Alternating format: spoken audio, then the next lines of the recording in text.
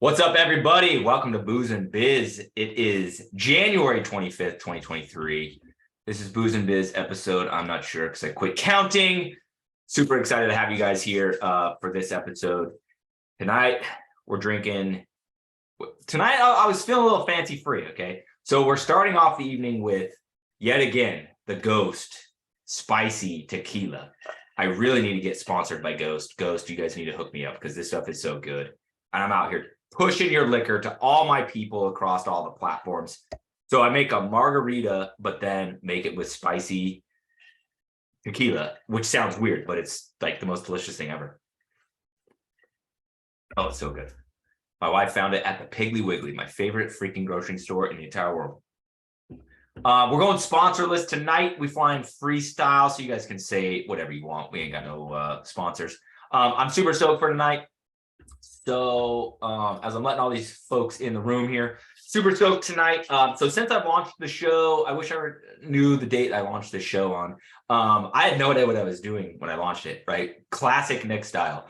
But I feel like they get a little bit better every single week, and that's what I'm going for. So I'm super stoked for how everything's been going and mega stoked for how big the show is getting. And the feedback I'm getting from people is that you guys are getting value out of them. They're helping you. And that is near and dear to my heart because that's the whole freaking point of everything. So we got some people in the house. We got Mark Good in the house. So Mark always drops good nuggets. Same with Josh in the house. And we got some new folks, dude. Wes from Aired Up, not a new folk, always in here. But we got some new folks. We got Zay Valdez in here, Wayne Hicks. Who's over on I can't see it. I can't see all you guys over on. Toria says loves the Piggly Wiggly, bro. It's seriously, I'm obsessed with the Piggly Wiggly. Like I'm obsessed with it. But yeah, oh, Dan's in the house. Ron Robbie. I hope I'm saying your Roby. I hope I'm saying your last name right, dude. Kingdom Christmas Lights. He reached out to me the other day. He's got a Christmas Lights YouTube channel that so we do the same thing. So glad you're in here, man. A lot of bounce house guys in here, but there is definitely some Christmas light guys in here too. And then I try to keep everything like general business. You know what I'm saying? So thank you guys all so much for jumping in. For those of you that are watching the taped version of this on YouTube, do me a favor, hit the subscribe button. If you really love me, hit the bell. You guys watch YouTube, you know all the things. If you're on Facebook currently, as of right now, do me a favor, hit the like button, spread the show, you know what I'm saying? Tell people how cool we are. And then if you're on the podcast, let's see. So if you're on the podcast, you're going to do subscribe. Please subscribe. The number of people that listen to the podcast that aren't subscribed is weird. Like you guys are seriously going out of your way to search this out every single week or however often. That's weird. Just subscribe. And then if you get a chance on Spotify, leave me a rating. 5 stars would make me just the happiest guy on earth. But give me your honest rating, right? I'm not here to buy your ratings. And then with that said, we're gonna jump into the show, no pun intended. So this week I wanted to so a little bit of a backstory. I have a corporate past where my main job was building strong teams, whether it was recruiting people, hiring people, interviewing people, and then keeping them engaged, inspired, motivated, that kind of thing. So then when I leave said job and go into entrepreneur land, it was like I was happy as a clam. I had no regrets. I didn't miss anything in the entire world about working at Journeys except all the employees that I had underneath me. At any given time, I would have, like at Christmas time, I'd have 500 plus employees below me. The normal number was about 350. 25 direct reports, and then below them there was about 35 assistant store managers, and then a gazillion part-time kids that were always my favorite. By the way, part-time kids were always my favorite. So then when I started my own businesses, like I missed, that was the only thing I missed, right? So lucky for me, I was a good entrepreneur, right? And so I scaled, and now I have nowhere near 300 people. Trust me, I have 8, but I'm back into kind of a realm where I am loving life because I feel like I do more leading than doing. And so kind of through that lens, I started a lot of conversations at IAPA. And then I started a lot of conversations when I was on The Blocks, that crazy reality show I was on a couple of weeks ago. And the overreaching theme of the conversations was how bad people are struggling finding good help, right? A lot of cliches out there that we may or may not get into, but I was just shocked about how many people struggle with it. You know what I mean? So then since I got back from the blocks, I've kind of been just talking about it a little bit in my content online. And those conversations explode very quickly into people that are struggling, right? And so I'm like, okay, this is something that I have a mega strength in because I was taught, right, back in my corporate job. And so I want to try and get that knowledge out to you guys. So I'm going to do my best to do that. I prepared, I think, 9, 10, 11 topics, something like that. I put them in chronological order. I picked out my 4 favorite ones. I wrote a whole freaking speech or keynote or whatever you want to say this is. And it like kind of hits 1 and it's super long. So what I want to do is I'm going to go into my spiel here and try and give you guys some good knowledge to help you out. Then we'll open it up for questions and we can go wherever you guys want with questions.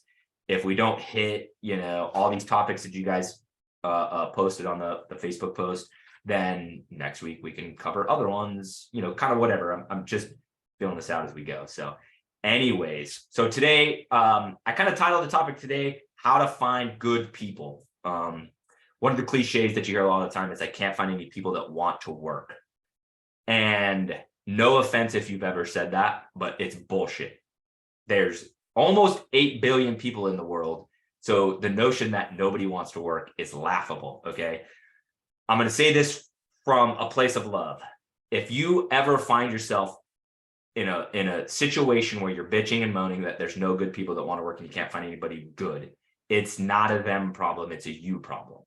Those are the best kind of problems to have because those are the problems that are the most easily solved. Okay, so that's why I say it's from a place of love. So now let me see if I can add a little bit of context to that so you can kind of understand what I'm saying and where I'm going with that, right? So for me, when it comes to finding good people, it's overreachingly, it's a topic of leadership, okay? Not saying there's not bad people out there that are lazy. I'm not saying there's not people out there that want to steal from you or that are con men. Those are definitely out there and you can hire them and make that mistake. But the higher your level of leadership is, the easier it is to understand. Let's see, how am I going to say this? The higher your level of leadership is that you possess, that you can give to people below you, the more intuitive all of this stuff I'm going to talk about is, right? You can put these concepts into order, into practice very easily. Now, the good news is leadership is a trait that's learned. And it was something that probably 10 years ago, I became like literally obsessed with, and helped me immensely. The book that kicked it all off for me was this one right here, 21 Irrefutable Laws of Leadership by John Maxwell. If you don't read books, you should start reading books tomorrow. And I highly suggest you start with this one. It changed my life. I've read it, oh God, how many times? I've got sticky notes. Do they have an audio? What's that? Do they have an audio in that book? Yes, this book is like a legend. Like this is like ultra mega super bestseller of all time. You'll be able to find it for sure on Audible or wherever you listen to your books.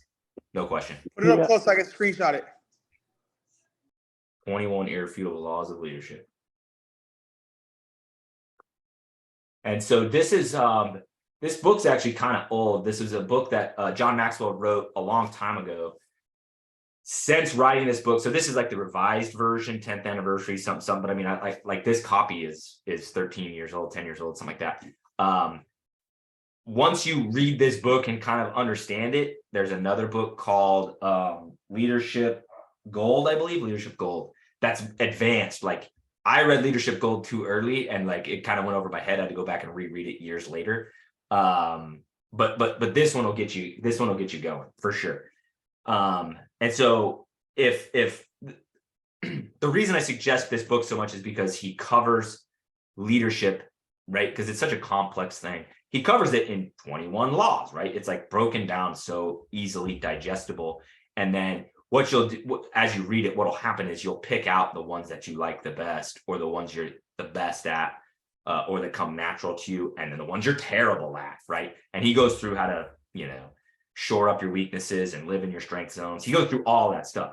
But the reason that leadership is so freaking important, and why this book can help you in finding good people, is because you're trying to find employees that will follow you, right? So in order for anybody to follow you, you have to be somebody that can lead them. You have to be followable, if that's a word. So the more they believe in you, the more they're going to follow you, and the higher level of success you guys are going to have together as a company. I'm going to say that a little bit differently. It's not about you, it's about us.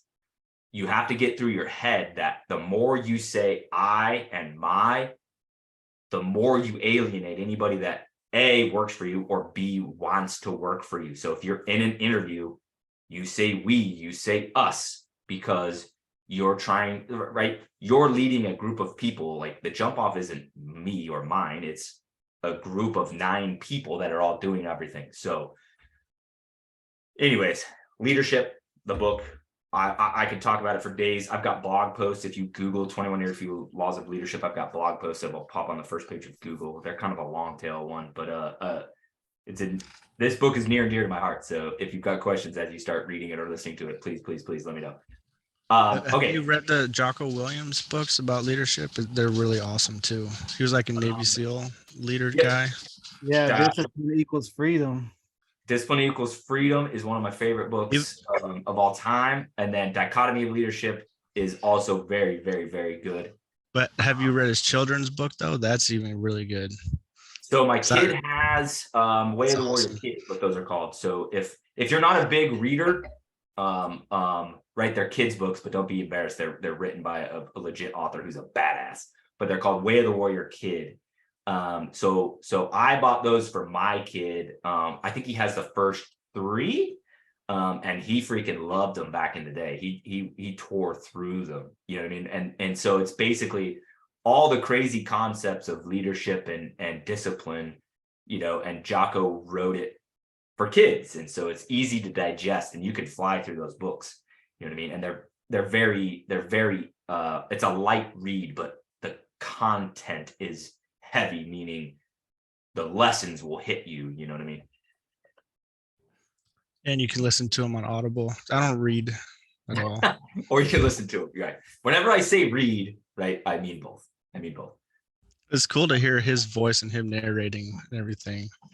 Yeah, the Discipline Equals Freedom Field Manual is on Spotify, and every single I almost tell people that it's like written almost like a poem. Like they don't rhyme like a poem, but they're short and they're short and catchy. You know what I mean? Like this little sugar-coated lies, and then he talks about like how donuts are poison or whatever. But it's on freaking Spotify, so you can just go to Spotify and just listen to it in order. And yeah, Jocko's got his sugar-coated lies. Yeah, So, it's the You best. should talk like that all the time.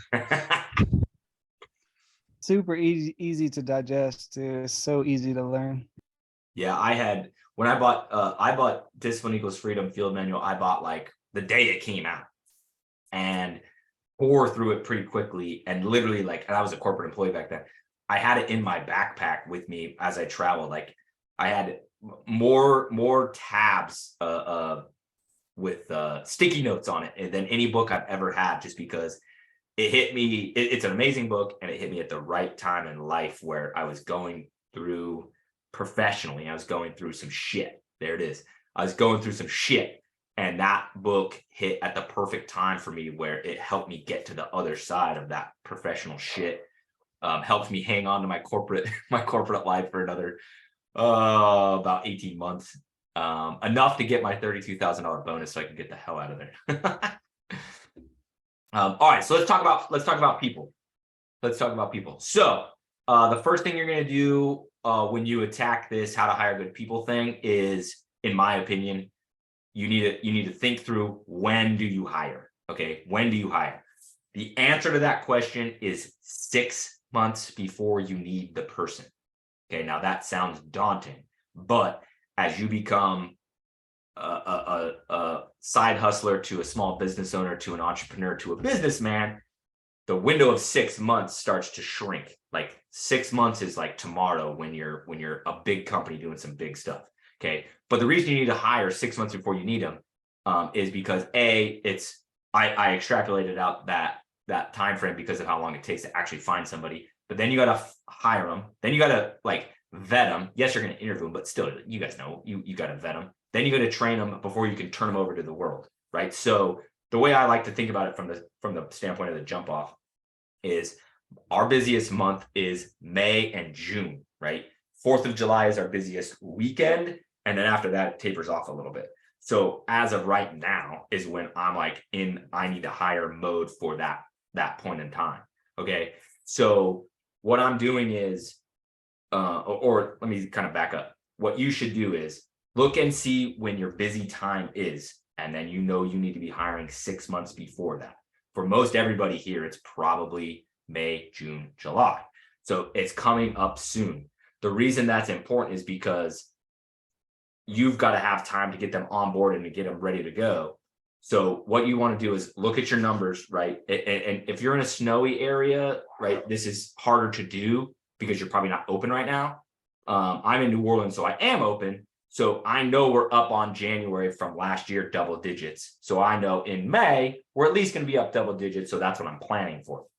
As we get into February and March, I'll have a better idea of it because the business gets more predictable, right? Right now, we kind of go, like last weekend, we had 1 rental. This upcoming weekend, we have like 12, right? But the weather is kind of funky and everything's kind of weird, right?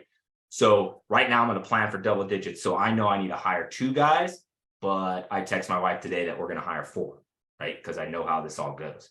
So you want to use your intuition to figure out how many guys you need to hire, right? You know your busy times, you know your numbers, go figure out how many people you need to hire. Okay. What you don't want to do is bitch and complain about not being able to find people. What you don't want to do is be the victim type that acts like it's not doable or it's impossible. If you want to do those 2 things, you should go back to where people will listen to you, and that's your corporate job. This is entrepreneur land. The only person that listens to your complaining is you. Now, I say that from, again, a place of love, but the more negativity that you put into the funnel of hiring, the more impossible you make it, and the more law of attraction comes where I can't find anybody good. Guess what? There's nobody good out there, because every time you find them, you see them through that lens of there's nobody good. So you know this guy's going to be no good. You know this guy's not going to show up, or you know this guy's going to bullshit you, so you're not going to hire him anyway, right? You have got to remove the negativity. It's a law of attraction type of thing, which I know is like a fluffy thing to say, but you've got to be able to take the bull by the horns and go figure it out. Freddie, yeah, go ahead, Freddie. Hey, so you said you're hiring 4 more guys? Yeah.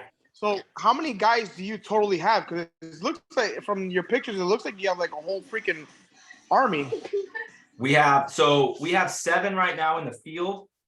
So I have 7 in the field, and then I just hired an admin to do all the inflatable office stuff and event hawk stuff, right? So to talk to all the clients and close the bookings and do all that stuff. So she'll be able to handle that. And so basically once we start running heavy in May, we were running 4 trailers last year, and there was a couple weekends where we ran 4 trailers and had to take some shit early on Friday, and that was last year. I was running, I think I was buying units last year, but I was probably running in May like 32 units, and then I now have 52. So it's just kind of like, I look at it, I'm like, I got enough guys to run 3 trucks and trailers and then half. So I'm the other half, right? So I got to work.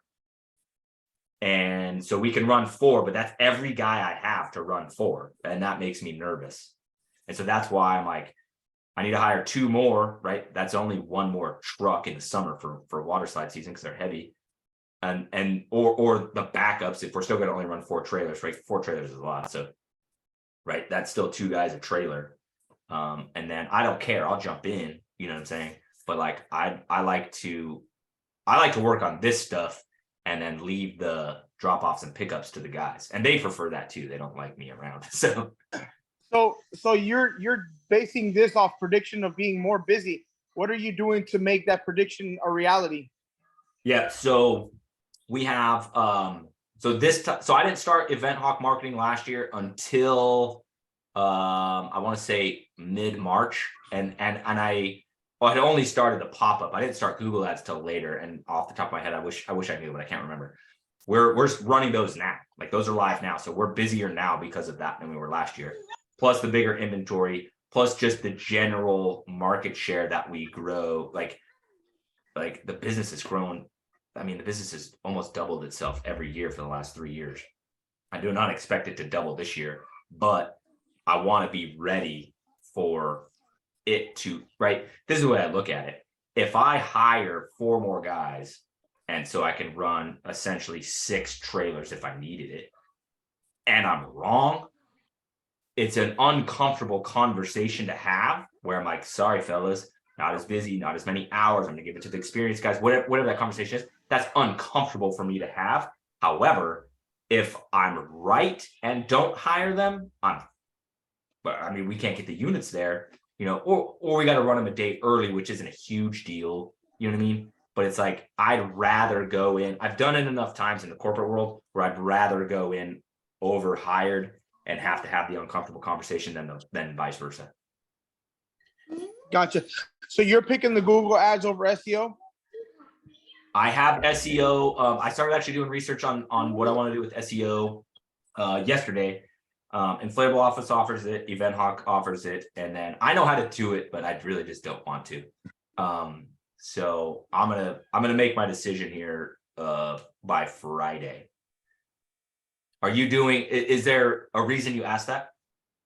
Yeah, because I'm in the research area of both of them. I know what they are, but from what I'm gathering, talking to SEO guys, and obviously like SEO guys are going to give you all the good on SEO, and Google people are going to give you all the good. But to me, it sounds more like SEO is a mortgage and Google ads is a rent. So as soon as you stop paying Google ads, it no longer yours. Where SEO, you are built up this mortgage, say, and it's always going to be there. Yeah, that's not a bad analogy. The way I looked at it last year was, and my situation is totally unique, right? But last year, the biggest competitor in the area closed, right? So it was an obvious choice for me to go with Google because I was like, I just don't need to prioritize SEO because I'm in kind of a smaller area You froze to begin with. What's that? Oh, you can't hear me? You froze for a second. We couldn't hear you. Okay. You froze for like a good 10 seconds. Okay. So I'm in a small, like the community I'm in is kind of small. Like I'm on the outskirts of New Orleans, and I don't serve proper New Orleans, right? So the biggest competitor in this area last year closed. Or not last year, sorry, the fall before that. So I was in a situation where SEO to me didn't matter because there wasn't any competition out there. And literally it was Gary Giffen of Jolly Dolly. He closed his rental company. And I built up a good relationship with him. He linked me from his homepage. We're closed, rent from Nick at the jump off. And so for me, it was kind of like, okay, SEO is not important because there is no other big fish to take out on SEO. There's this wide open gap in the market. I need to go get that. So I went heavy on Google, and then started Facebook in the summer, started Facebook ads in the summer, like real deal. Like I always do my own Facebook ads, but they're kind of not very good. Right. So I started paying Event Hawk to do them in the summer. Now, again, long story short, a new competitor has moved into the area that's rather big, to where now I'm low key kicking myself for not doing SEO last year because I thought I wouldn't need it in perpetuity, and I totally do. So now that's why I'm like, okay, let's do SEO now, get it going. So it'll be jiving, all the SEO juices will be flowing in the summer, and then we can get the Google, we can get and then the Google ads, like, bro, just forever, just do that forever. Right. Gotcha. Yeah. So in my case, I'm in South Florida, which every person does bounce houses now. So I think SEO is probably my best round. Yeah, I would say, the right answer in my opinion is do both, but SEO will give you a leg up in 6 months, right? Get you organic. Right. Yeah. So I would do, but honest to God, I would do both. Like, obviously, I don't know all the ins and outs of your business and the revenue, and the profit margin and everything, but what I spend on Google ads, I make, I'm trying to remember off the top of my head, but it's like 4x in revenue, 5x in revenue. So it's kind of like a no-brainer once you get it going. It's scary to start writing that check in the beginning, but then once you But you also have to remember, like, you're not in a big populated area, like you were saying. I'm in West Palm, so if I do Google ads, everyone else is doing Google ads, so I have to spend even more money in Google ads to be able to compete with everybody else. Yeah, your CPCs are probably higher. You're probably right on that. Yeah. It's something that I'm not super well versed in. Like, I've done enough to know what I'm doing in my own business, but like I'm definitely not a marketer. So Yeah. No, I get you. I was just more curious to what your techniques were to get more business to be able to support the extra 4 employees. yeah, I mean, so basically what we do is, right, so we're very, very high touch, high communication, high touch. So the whole company is basically built on my customer service, right? Because in the early days, right, like I literally did everything. And so real quickly, right, I mean, I got into this industry too by accident. We're not going to go into that crazy long story, but when I start showing up to drop off the bounce house and like I generally care about people, the reaction I got from clients was humbling but surprising. Like, I've had people tell me they've been renting these things for over 10 years and never got the level of customer service that I offered. And they told me that like this summer when it like wasn't even me, you know what I mean? And so we were growing organically, this is 2019, 2020, but we're organically doubling the revenue of the company in those few years just based on that. I didn't have a website. I didn't have jack. I didn't even know what I was doing. I didn't know this was a real industry. But we give out a koozie on your second rental. We give out a magnet pretty much on every rental. If you turn the magnet down because you have enough, like, right? Cool. We won't give you the magnet, but we got the signs, the yard signs that got the vinyl signs on all the things. Like, I try to do a good job marketing of all the things. So that way, like, my theory always was, if we do a badass job communicating drop-off time, making it on time for drop-off time, being friendly at drop-off, and then just being efficient on pickup. Most people don't give a rip about pickup, right? But just be efficient on pickup. You're going to make a big enough impact on these people to where at the party, they're going to be like, fuck, dude, I got my kid's party's coming up too. Like, where'd you get the bounce house? They'll be like, dude, this place called the Jump Off. Like, they did this, they did that. It was incredible. It's so easy, whatever, right? And so you're going to grow organically that way. Then later, I introduced the website once I figured out what I was doing, right? So in 2020, website, then last year was Event Hawk, and kind of grow it that way to where it's just like I'm trying to just stay ahead of the curve, literally. All right. That was a good question. Appreciate that. Cool, man. Thanks. Yeah, you betcha. All right, so we're talking about figuring out how many people you need to hire. So let's just say you do your math and you need to hire 2 people, right? Which is daunting. But don't be scared because you're prepared. So I need to hire 2 people. That's badass, right? So now I want to talk about, where do you find these 2 people?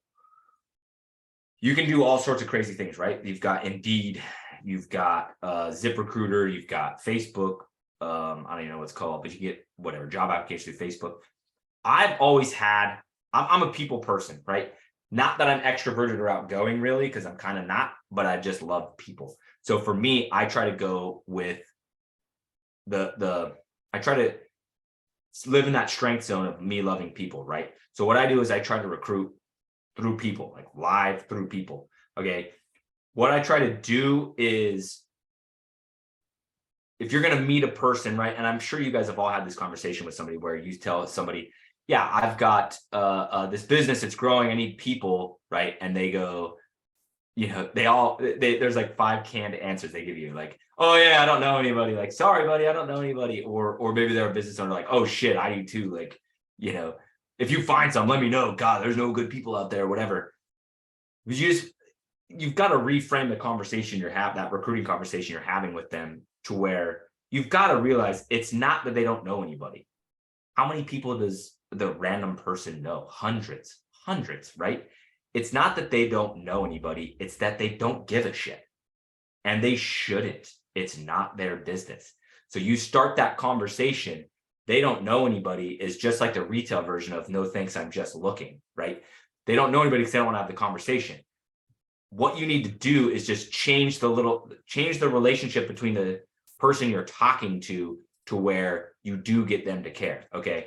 And so the way that you're going to do that is I like to start by kind of when the conversation starts and you're like, hey, look, listen, I'm looking for some people. I don't let them react. I keep talking and I tell them who I'm looking for. And I mean that in two different ways. First way is I just want somebody with a good attitude and a good work ethic. Those are the two things I look for. That's it. I don't want experience. I don't need this. I don't need education. I need work ethic and I need good attitude. That's it. From there, I then tell them literally who I'm looking for in their life.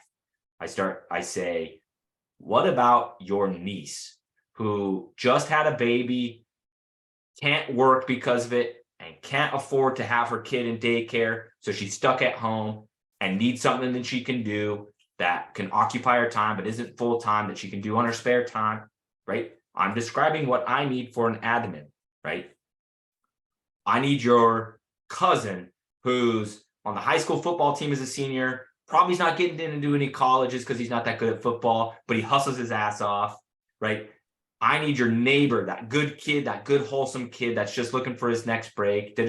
And you start talking through that, you'll watch on their face where they kind of start to get it. Like if you're doing a good job, the conversation will change and click and you'll be able to see it in their body language. Once you have that, say it like this, once you have their interest, you hit them with your pitch, right? Your 30 to 60 second pitch of why the hell your business is important. If you don't have a little pitch like that, I implore you to go freaking write one, practice it in the mirror, etc. I did not have one up until I went to the blocks, and then I spent basically a week pitching and learned that whole thing and have honed mine and rewritten mine, whatever, right? But in a nutshell, when I start having that conversation, what I'm telling them is the jump off is built to be the best inflatable rental business on earth. That's the goal, right? And through that, we're out for complete and utter domination. I want to win and I want to crush everybody. But at the same time, I have a very, very, very big passion for teaching and mentoring people. So along the way, I'm hoping to add a lot of value to my employees and help them get what they want, whether they want to be a YouTuber, they want to be a business owner, or they're just lost and need some guidance and then some inspiration. I would love the opportunity to be that person, right? You give the person you're talking to that little spiel, all of a sudden their niece, right? They're like, no, let me say it differently. All of a sudden they want their niece to work for you, not the other way. If you're desperate, you're screwed, right? You make yourself a commodity, you're in business. Does that make sense? So once you start having that conversation with the person about their niece and they would be good and why they'd be good, you then give them your card. No, I'm just kidding. You don't give them your card. If you wasted money on business cards, just keep it in your pocket. You need to have their phone number. You need to get their niece's phone number so you can reach out to them, because as soon as you have a lead like that, that's a good lead because you just created that lead through your storytelling. You need to have the ability to capture that lead. So you just say, do you mind if I reach out to your niece tomorrow? Like, can I have her phone number and I'll text her tomorrow and you can let her know I'm going to text her and let her know who I am, so she doesn't think I'm some crazy bounce house guy texting her tomorrow, right? She'll be excited. She'll say yes, right? And then you can reach out to that person tomorrow and set up an interview, okay? The interview conversation is probably a whole nother episode. We can get into it if you guys want to, but then you then set up an interview. But just think of the quality of person that's going to show up to that interview versus any other way you could have got a person, right? Her aunt went back and told her about this crazy conversation with this inflatable guy that's super passionate about bounce houses and wants to take over the world and and is excited to teach people things, right? So then this girl is going to come to the interview, like a professional. She's going to come to the interview like a professional, and you're going to be able to make a good decision. But all of that is so you have people that want to work for you, not you're desperate needing other people, not you're desperate chasing somebody else to try and work for you. So there we go. That's the whole thing. That's the whole spiel. So we'll go through the comments here in just a second. And listen, we can jump into more stuff. Like I said, that was like 2 things off of the list of 11, right? I feel like I could talk on this for hours and hours and make a PowerPoint presentation and go crazy.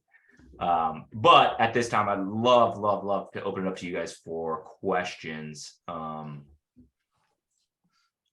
would like to say something, just because I know you said like you should hire 6 months in advance, which is like really good advice for everyone. But like in Phoenix, I know you think it gets hot in Louisiana, because I lived in Houston and everyone's like, oh, the humid heat or whatever. But like if I start hiring people now for summertime, as soon as it gets over 120 degrees outside and everything's burning their hands, like they quit at the most important time that I need them. So I like to hire people, because my most busy time is like May throughout the summer, and October is crazy.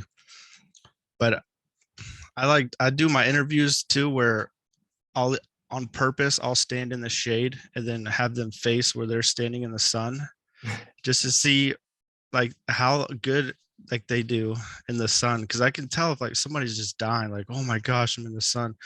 And then other people's are like, oh, I'm a roofer, I'm on the top of roofs all the time, I'm in the sun all the time. And they always do so much better. But it's hard to hire people 6 months in advance here, because if I hire people right now, they might be really amazing, and then all of a sudden summertime hits and they're just like, I can't do this, screw this. Yeah, pay them right. If you find somebody really amazing, pay them right.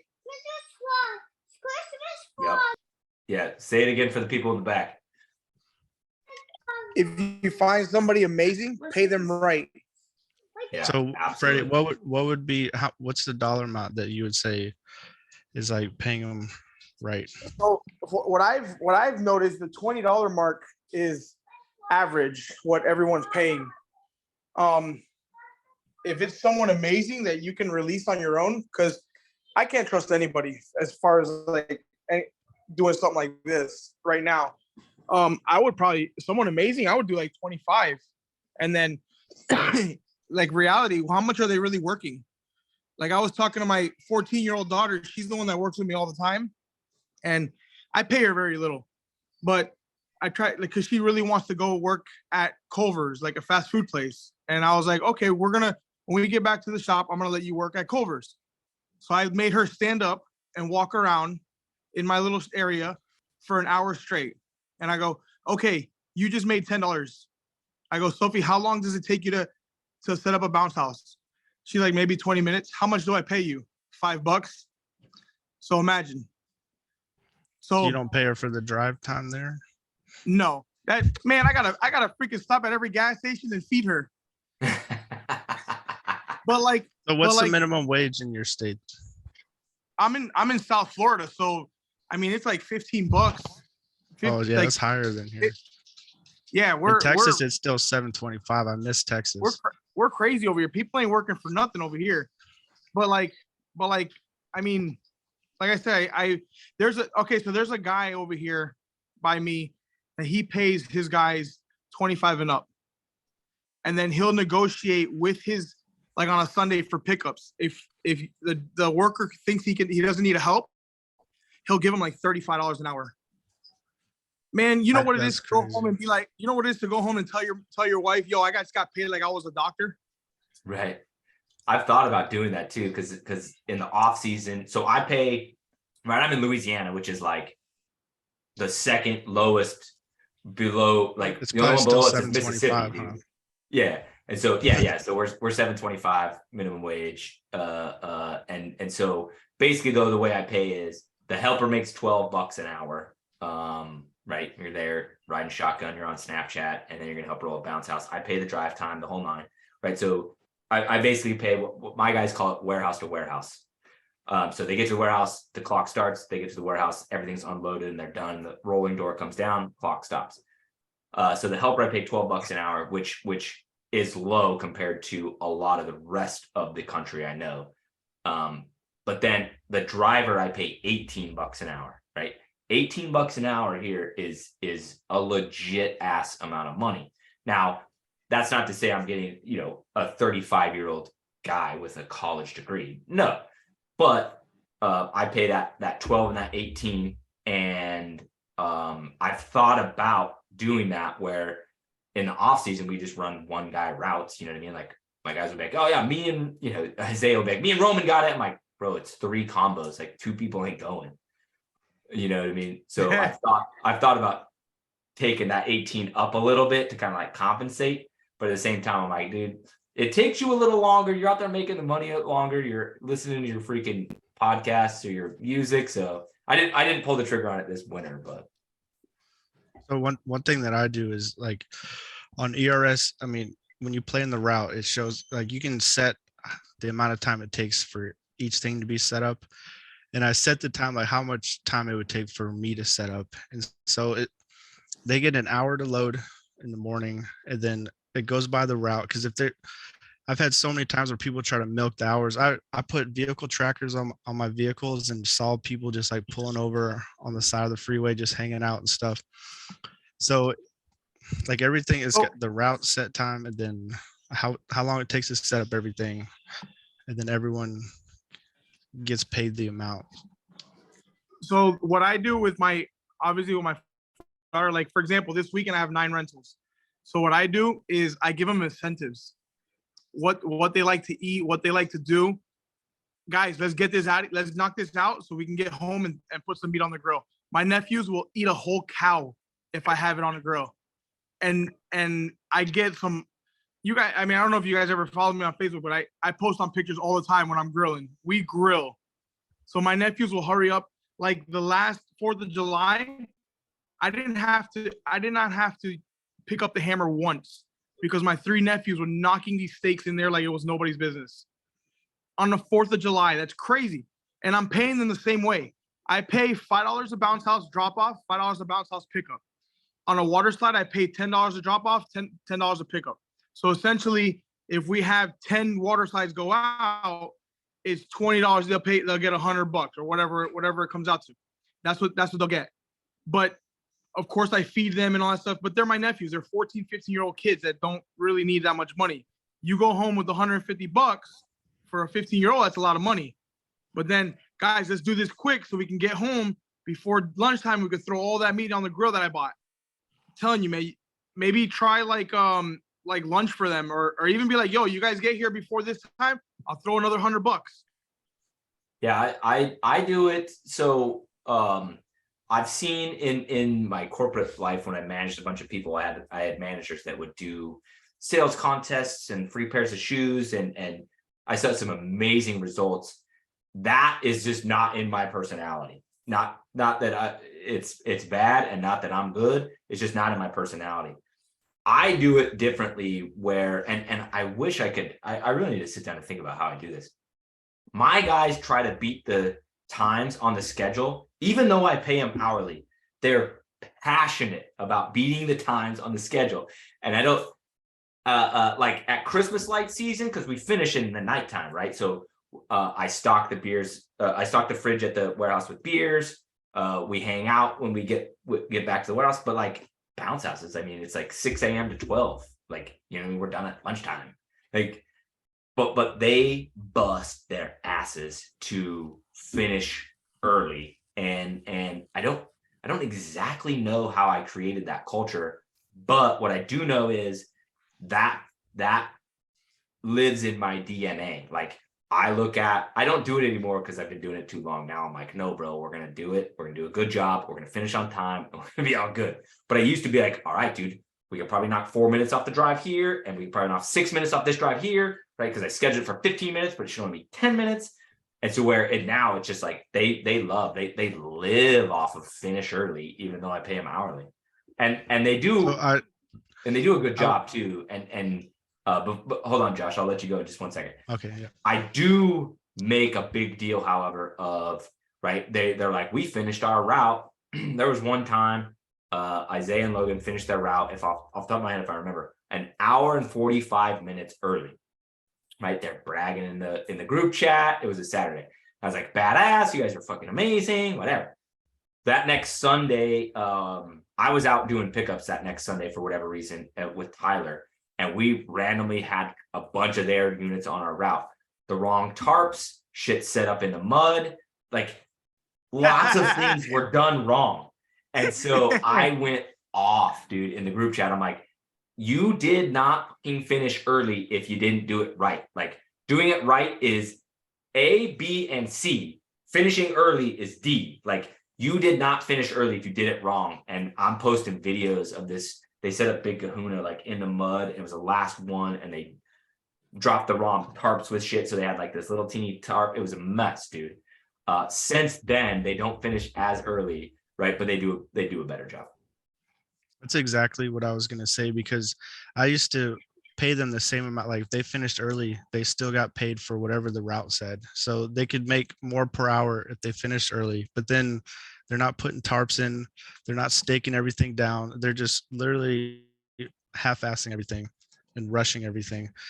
And it's good to create like, because you're competitive. I know your guys probably see it too. And they're like, they want to may have a competition with when there's 3 different routes going out or 4, like they want to like, oh, we got back done early. And it's like a little competition. It's good.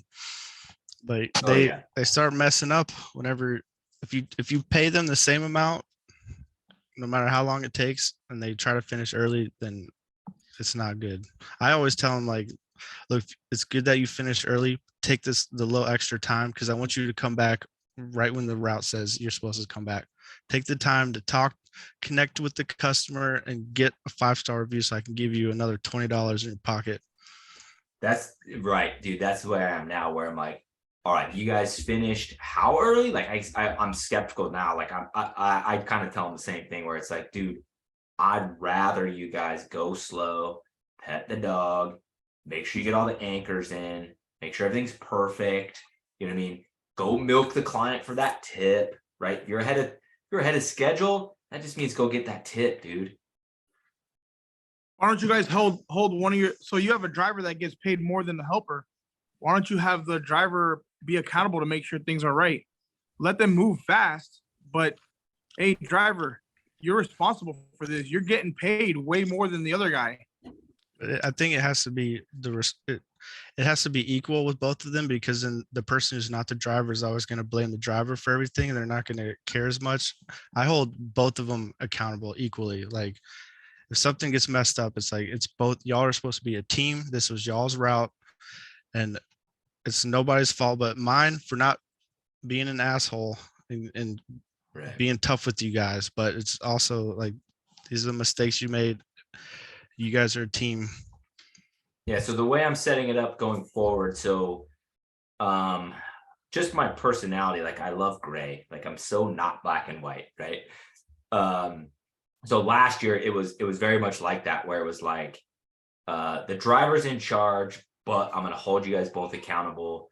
I'm switching it this year. I'm switching it because once we've got to scale, like that shit worked great when I was little teeny tiny, right, running 2 trailers.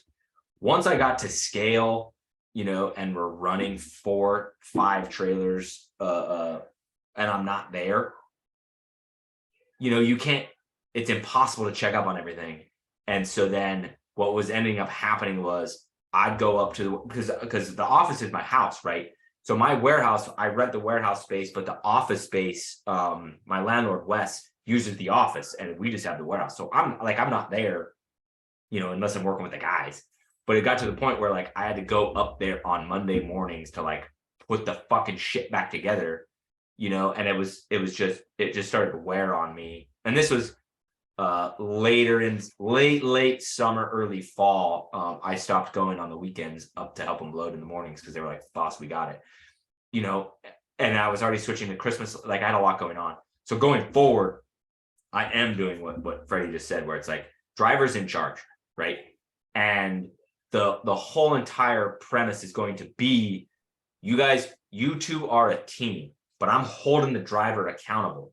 So if the driver tells me that the helper was supposed to do it and fucked it up, I'm still coming down on the driver, but don't think I'm not calling the helper too. You know what I mean? Like they'll both be held accountable, but the accountability has, from what I've seen, or at least from my leadership style, the accountability has to fall on one person or else it's falling on no one. That's what's happening to me.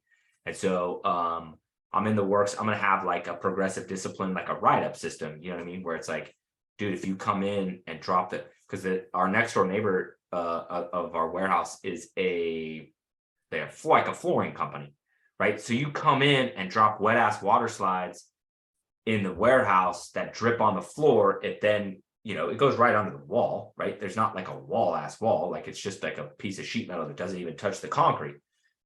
Goes under there, ruins their flooring and floods their offices and everything. Like, and every time that's ever happened, it's been my fault. I take full ownership on it.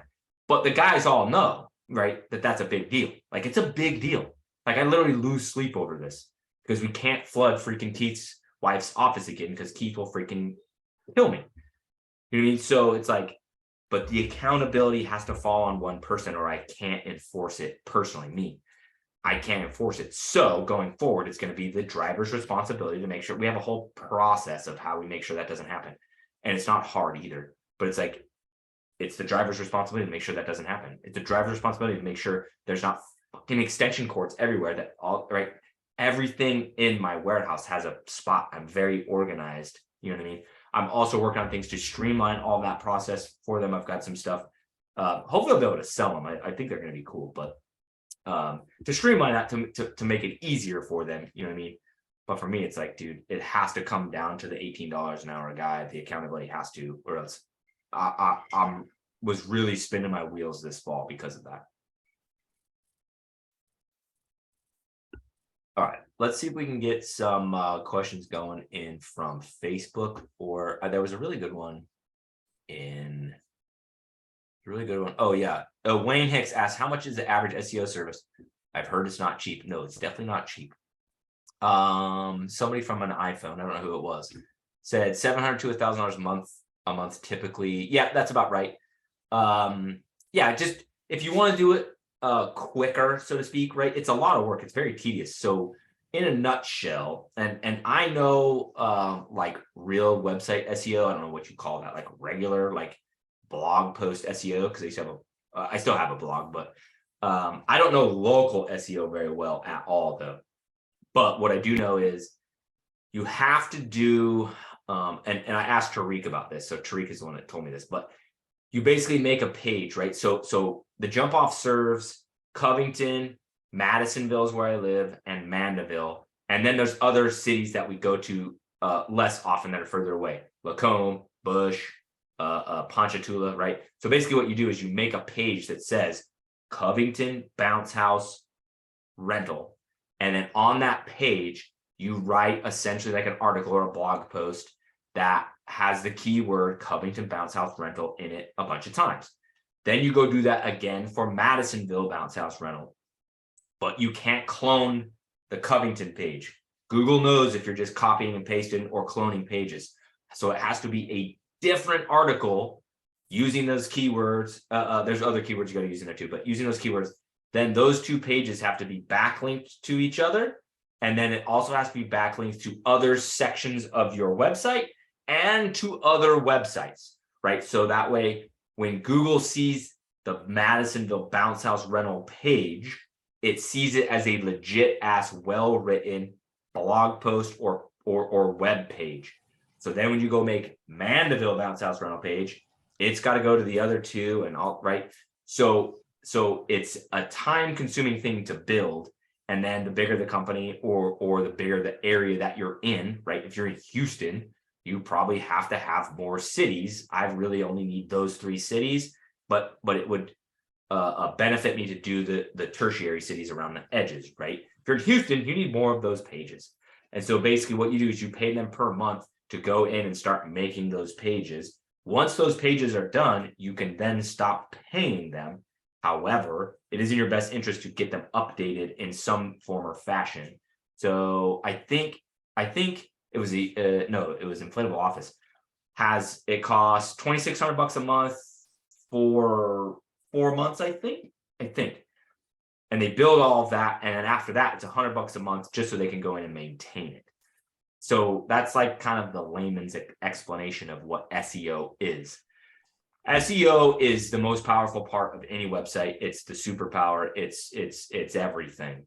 It's also the hardest because of what I just explained. And then the Google spider has to go crawl it, figure out all the intricacies of it, rank it on the Google, rank it on the map. So it takes a lot of time for you to see the benefits.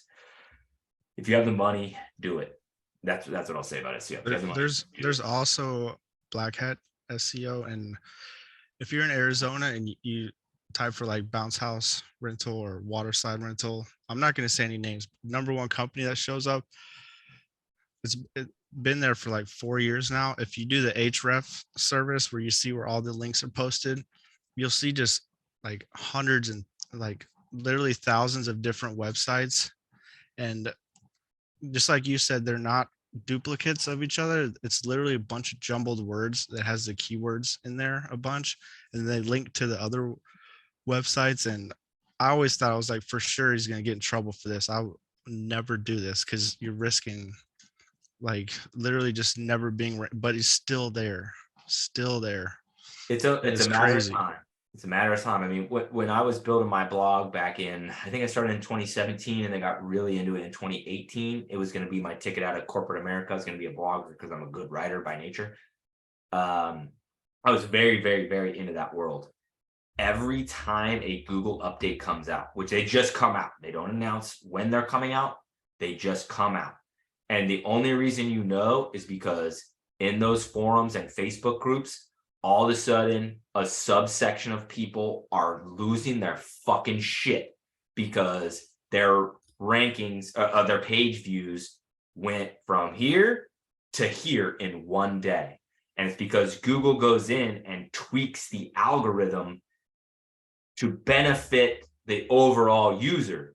So if you do anything black hat or gray hat, which is gray hat's like less sketchy, but still kind of sketchy, it's only a matter of time before a Google update comes out, right? And they're all named. There's the Google Penguin update. Like it's a whole sub culture that's kind of crazy.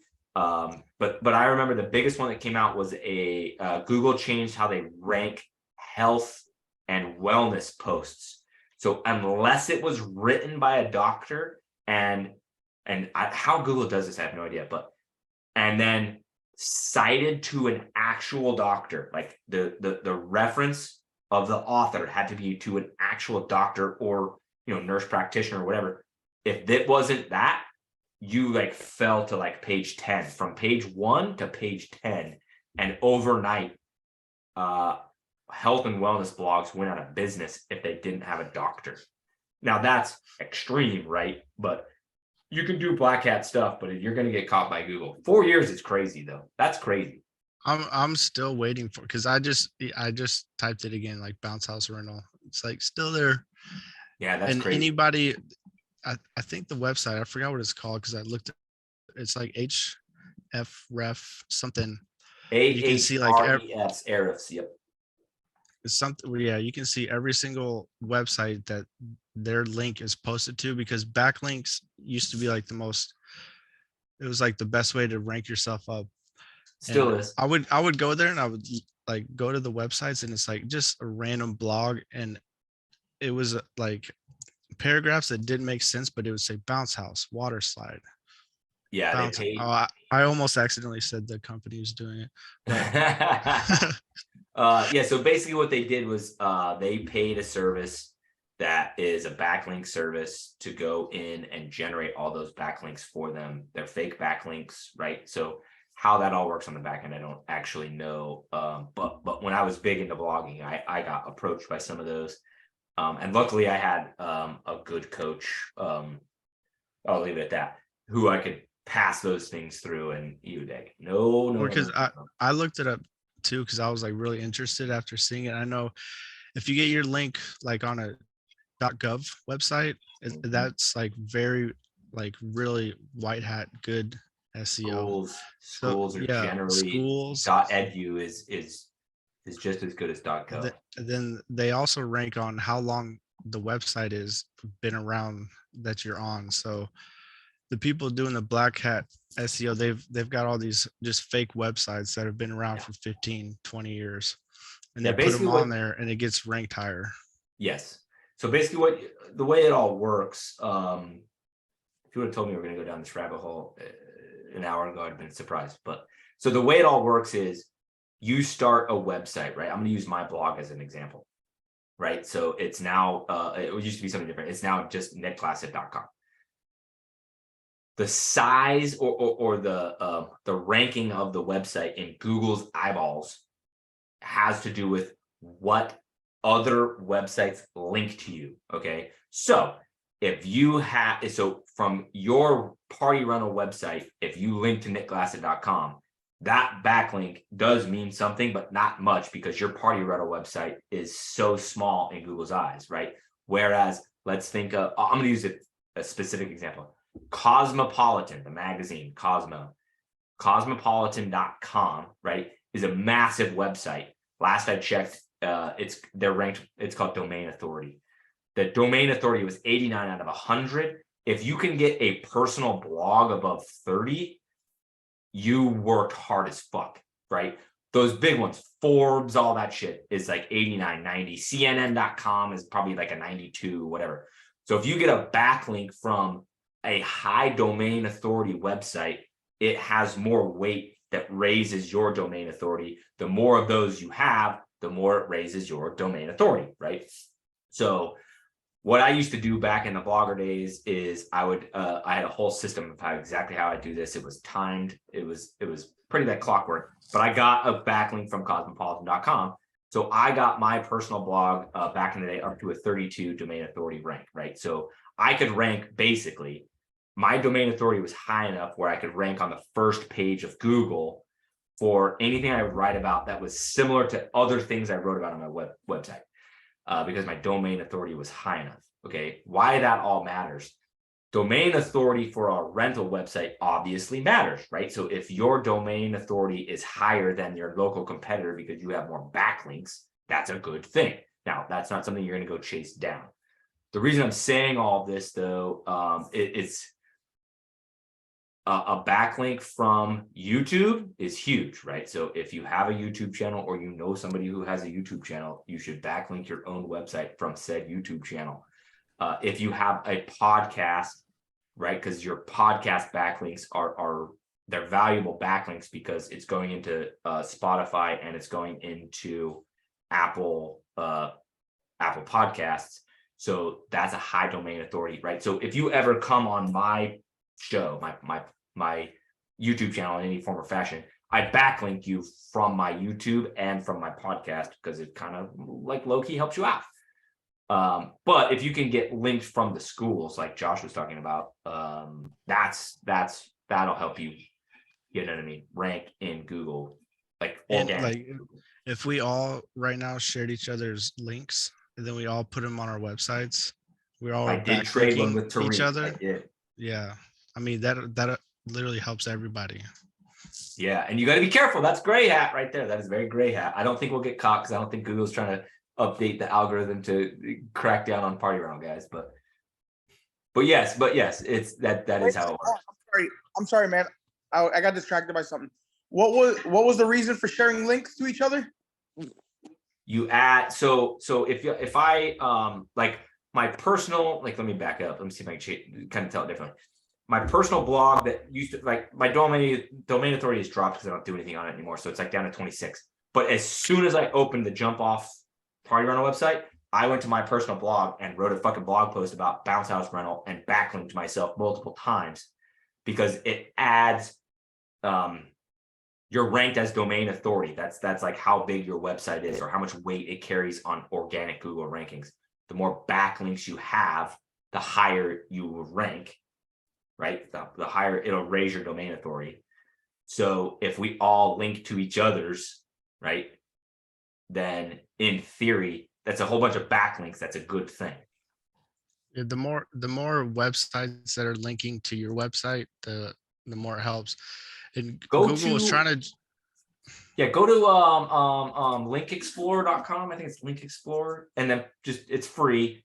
You get 10 free searches. I mean, I'm making sure that's the right thing to go to. And I raised my share for these, so I'm bad at typing. Link Explorer. I'm just curious if something like that would matter if it's like, for example, if my brother puts my link in his website, but he lives in Ocala, which is 4 hours away from me. It doesn't matter the Would distance. it matter? It would help you. It doesn't. It would help you. It would help you. Not a ton, but let me see. Let me. I'm on. Let me. If he's got like a .gov website or his website's like over 10 years old, I mean, it helps more. Well, like what Nick was saying, the rating of his domain. Yeah, let me see if I can. I don't get into this. I used to get into this literally every freaking day. You see the email? That's not even a real email address anymore. That was forever ago. But oh, why did it go to there? I don't want to go to their home. I want to go to Link Explorer. I'll find it. Ma's home. No, it might be in here. Oh, stop. Oh, I saw the Pornhub.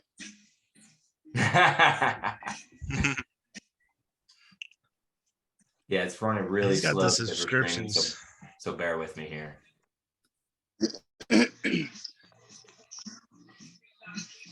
Oh, it's running really slow. It'll come up. It'll be a bar like right there. There we go. Okay, so let me put in. And Two Dads Bounce House. I hit enter. Oh my god, it's going so slow. I hit enter. I didn't mean to hit enter. Yeah, I'm supposed to hit spacebar. Spacebar.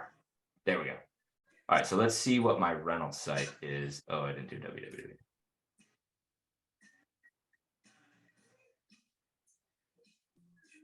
No, I need HTTP.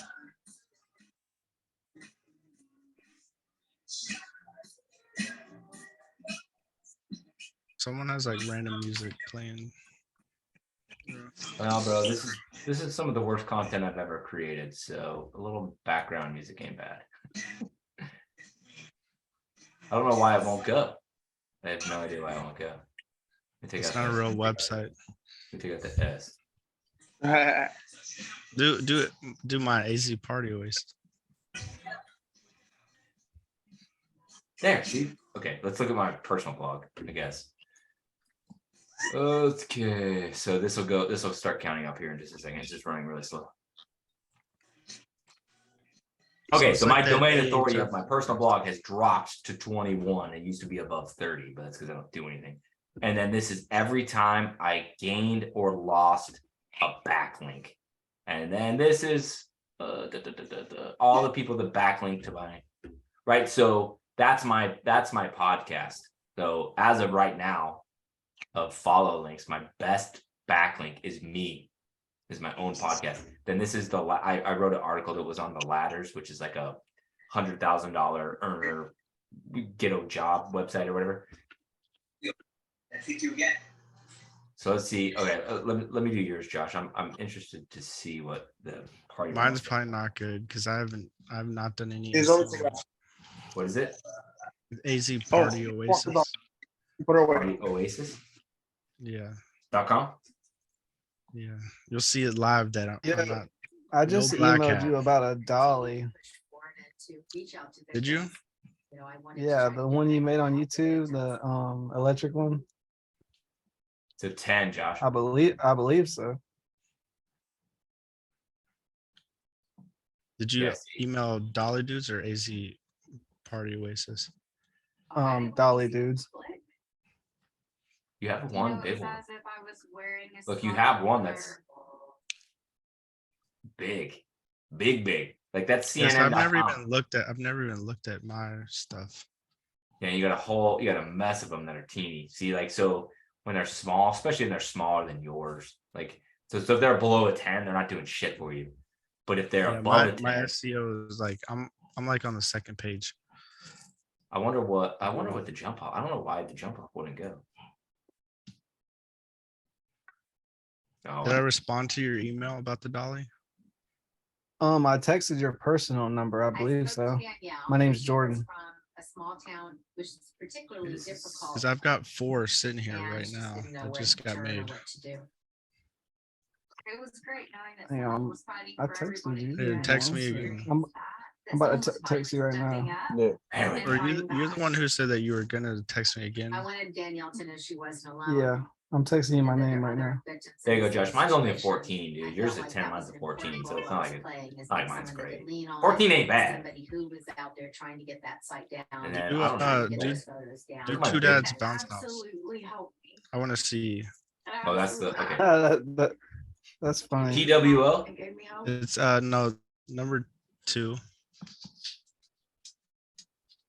Yeah, 'cause it used to be two dads bounce house. Is that you that texted me back? It's so slow. Yeah. Because Nah, I of the missed- simple. Nope. Yep, I misspelled it. So you did you because I didn't have any dollies ready for literally the last 5 months. The dude finally brought him over here in the last 2 weeks. No, that can't be the right one, Josh. It's Damn, you're a one. Yeah. Oh, wait, Demoted. That's not two dads. That's what. Close down shop, bro. Start over. TWO. It's the number 2 because he's got a good thing going where when people are looking up like rentals for the park and they're going to the vendor list from the city, his is like up there first.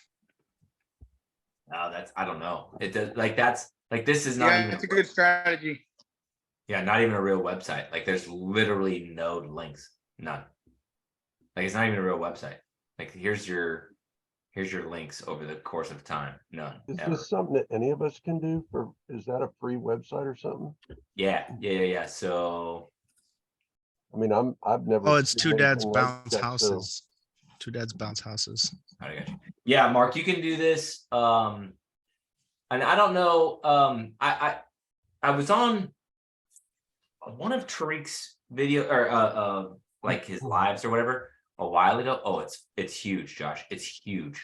Yeah, 1,700 Let's websites. look over there. Hold on, Okay. Mark. I'll answer your question in just a second.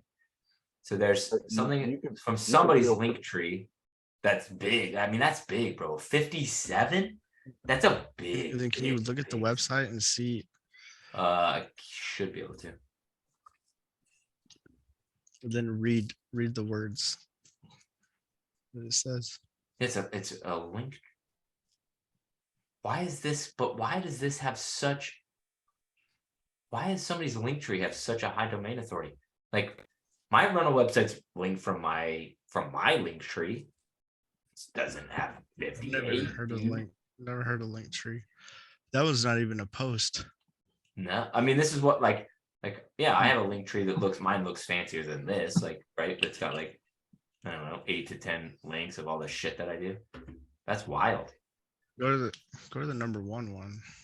Yeah, let's see. Oh, it's not gonna I'm just tell. wondering who built your SEO and how much did that cost? This is not my website. Yeah. Can you ask the question again or be more specific? Like, you're I talking to think me? he's thinking that this was mine. It's not Oh. mine. Go to the number. I want to read the blog posts so you can see like, This one? or yeah, any of them because none of them make sense. This is like it's a link in a bio from something called I have no idea what this is, bro. That's the number one. But this is for sure black hat shit. No question. Like there's no question. Oh, I confronted him about it and he denied everything. But You would. What do would you guys think this is a scam? This is it's where like, you so- pay like some people from India to yeah. to do some crazy. And that's why it's been over 4 years now. Because But look at all like so I don't know how this industry works. I've never done this before, but look at this. Like all of a sudden, right around Christmas time, look at this. 11 new links. This is by day. that's because that's the slowest time in Arizona for us. 9, 14, 19, 34 new links on Christmas Eve. Like this block That's right the here. slowest time of our entire year. But this block right Arizona. here is where there was money paid somehow, right? To get What links. what is it when you say link? What does that mean? Somebody- So if I link write to- an article on nickglassett.com and then in that, I put bounce house rental and then make that term a link to your website. Like let me see if I can give you an example. Where in the world would I find an example? Yeah, but I can't even type my own name, dude. I need to stop raising my chair for these. I'm just worried about looking tall. That's all. There we go. All right, no judgment on the blog. Because, yeah, you like that? But all right. So just ignore all of this because. Okay, so I just wrote this one the other day. It was kind of fast, but I always backlink in here. Okay, so here's a perfect example. So I say I use inflatable office for my bounce house rental business, comma, the jump off. So then this links back to inflatable office. This links to my rental website. This links back to Jobber. This links back to my Christmas light website, right? So so basically my rental website gets a 26 domain authority, right? Because this website's at 26 domain authority, gets a backlink of a higher domain authority to itself. Now I've linked to the jump off so many times, like only one time per website matters. You know what I mean? So like This is every kinda time like- I do this isn't helping me anymore. So this is kind of like somebody that has bad credit becomes an a primary user for somebody with a good credit, automatically gives you good credit. It's like a cosign. Yeah. This Yes, is like gotcha. knowing the right people who's have a high enough website and they're linking back to you. Yeah, and so I was about to say, go ahead. I've been told that. what's the easiest way to get a bank lead? For hacking. Come on my YouTube channel. I'm gonna go do that We right can all now. share each other's backlinks right now and post it on our own websites. Yeah. So I was on that one with Tariq and he was talking about it. And like, right. And just because I have a background of a blogger, I knew what he was talking about. And so I put in the chat, I was like, all right, bro, I'll trade you a backlink for a backlink. And so he saw it. He's like, okay, I'm gonna go put in one for Nick. And he puts in the footer, like on his website, like his party rental website, Bounce My House. On the footer, he has like, if you're in New Orleans, here's where you rent a bounce house. If you're in this city, if you're in Houston, there's just random cities. And so I was like, I'll trade you one for one. And so he did me, and so then I wouldn't put one on my website of his. But this is kind of like, I mean, it definitely helps you. I just don't know if you need to go chase them. You know what I'm saying? It would be interesting to see, like, I don't know. We'll see if I can get some shit automated and really have some spare time on my hands. But if I know how to go get them from CNN, from Cosmopolitan, I've got where do I have them from? I'd have to see. I don't even remember. But You can go because sometimes they have forums on their website. You can just make a little post and put your link in there. No, it doesn't work. If it's in a form, it doesn't work. Cosmopolitan. Oh yeah. So my best ones ever were Cosmo, the Ladders, which is that 100K earner website or whatever, get a job website, and then Business News Daily. That was pretty big. That was in the 80s. Those three.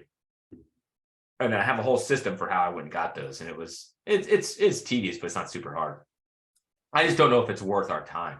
But to tell you that I'm not absolutely just thrilled that we're talking about it is because this is fun.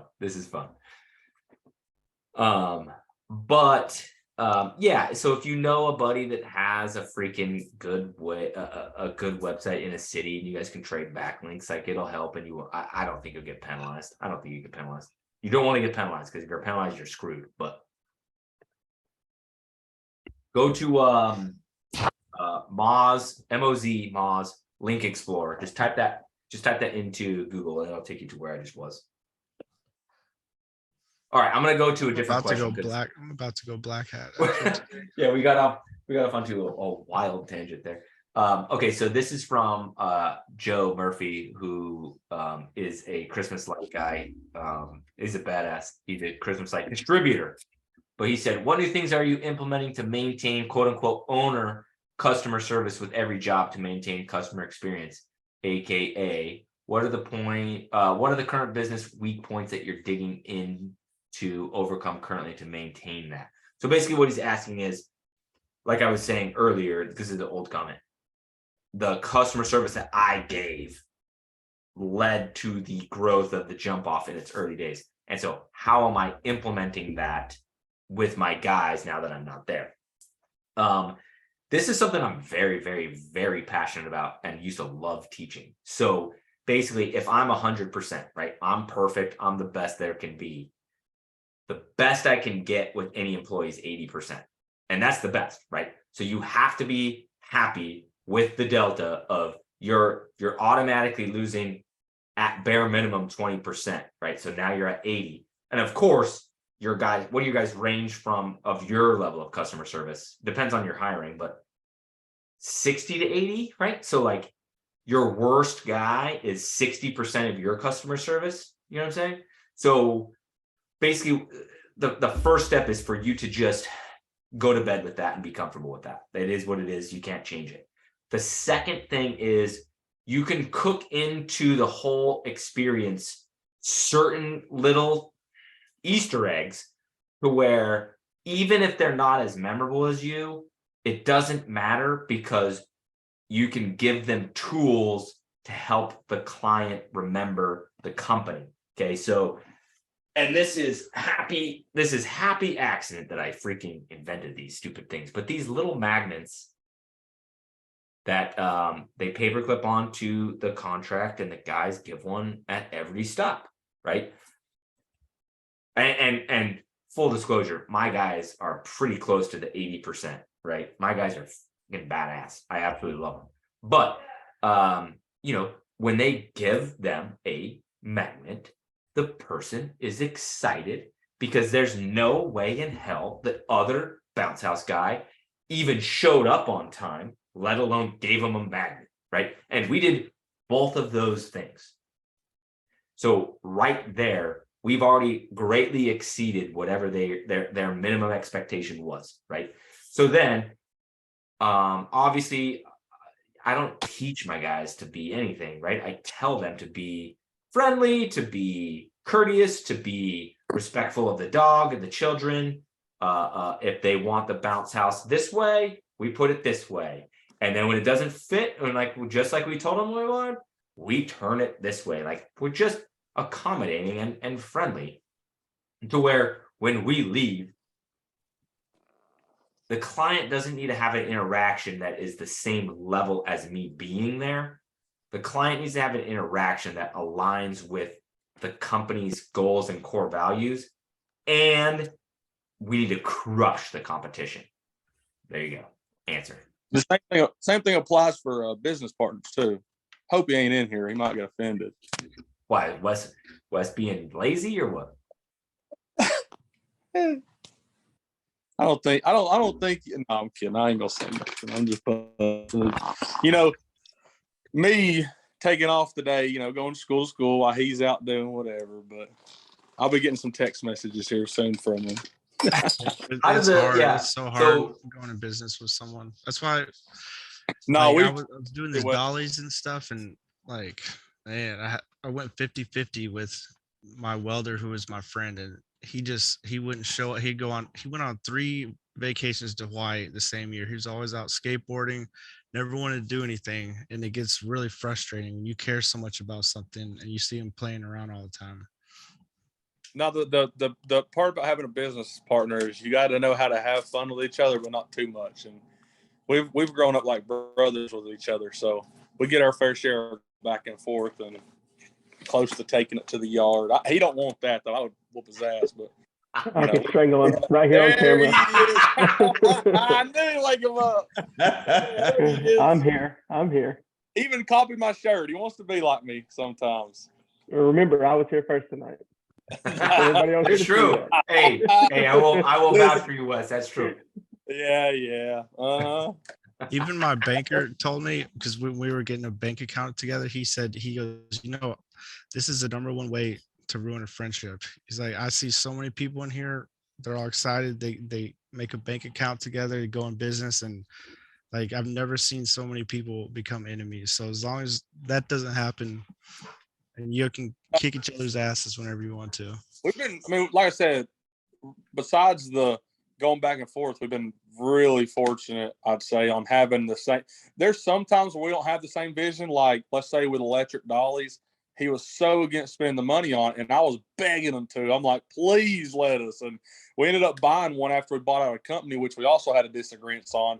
And like, it just, you learn to trust each other. Like, okay, let's say if I pulled the trigger on that and it failed, he would lose trust in me. But I think our success with what we, when we bought that stuff, it kind of builds confidence. So I think it depends on what kind of foot you get off with each other. I mean, obviously having the same vision as each other too, but you got to be able to give on both sides and kind of be open to each other's ideas.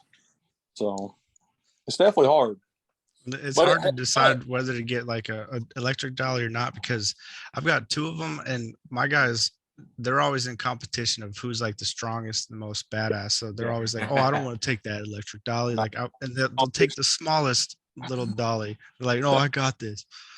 No, we're in competition to get the electric dolly. That's why we ordered more of them. But Same. I mean, when you got a partner like that, that's 50-50 with the same motive, 49.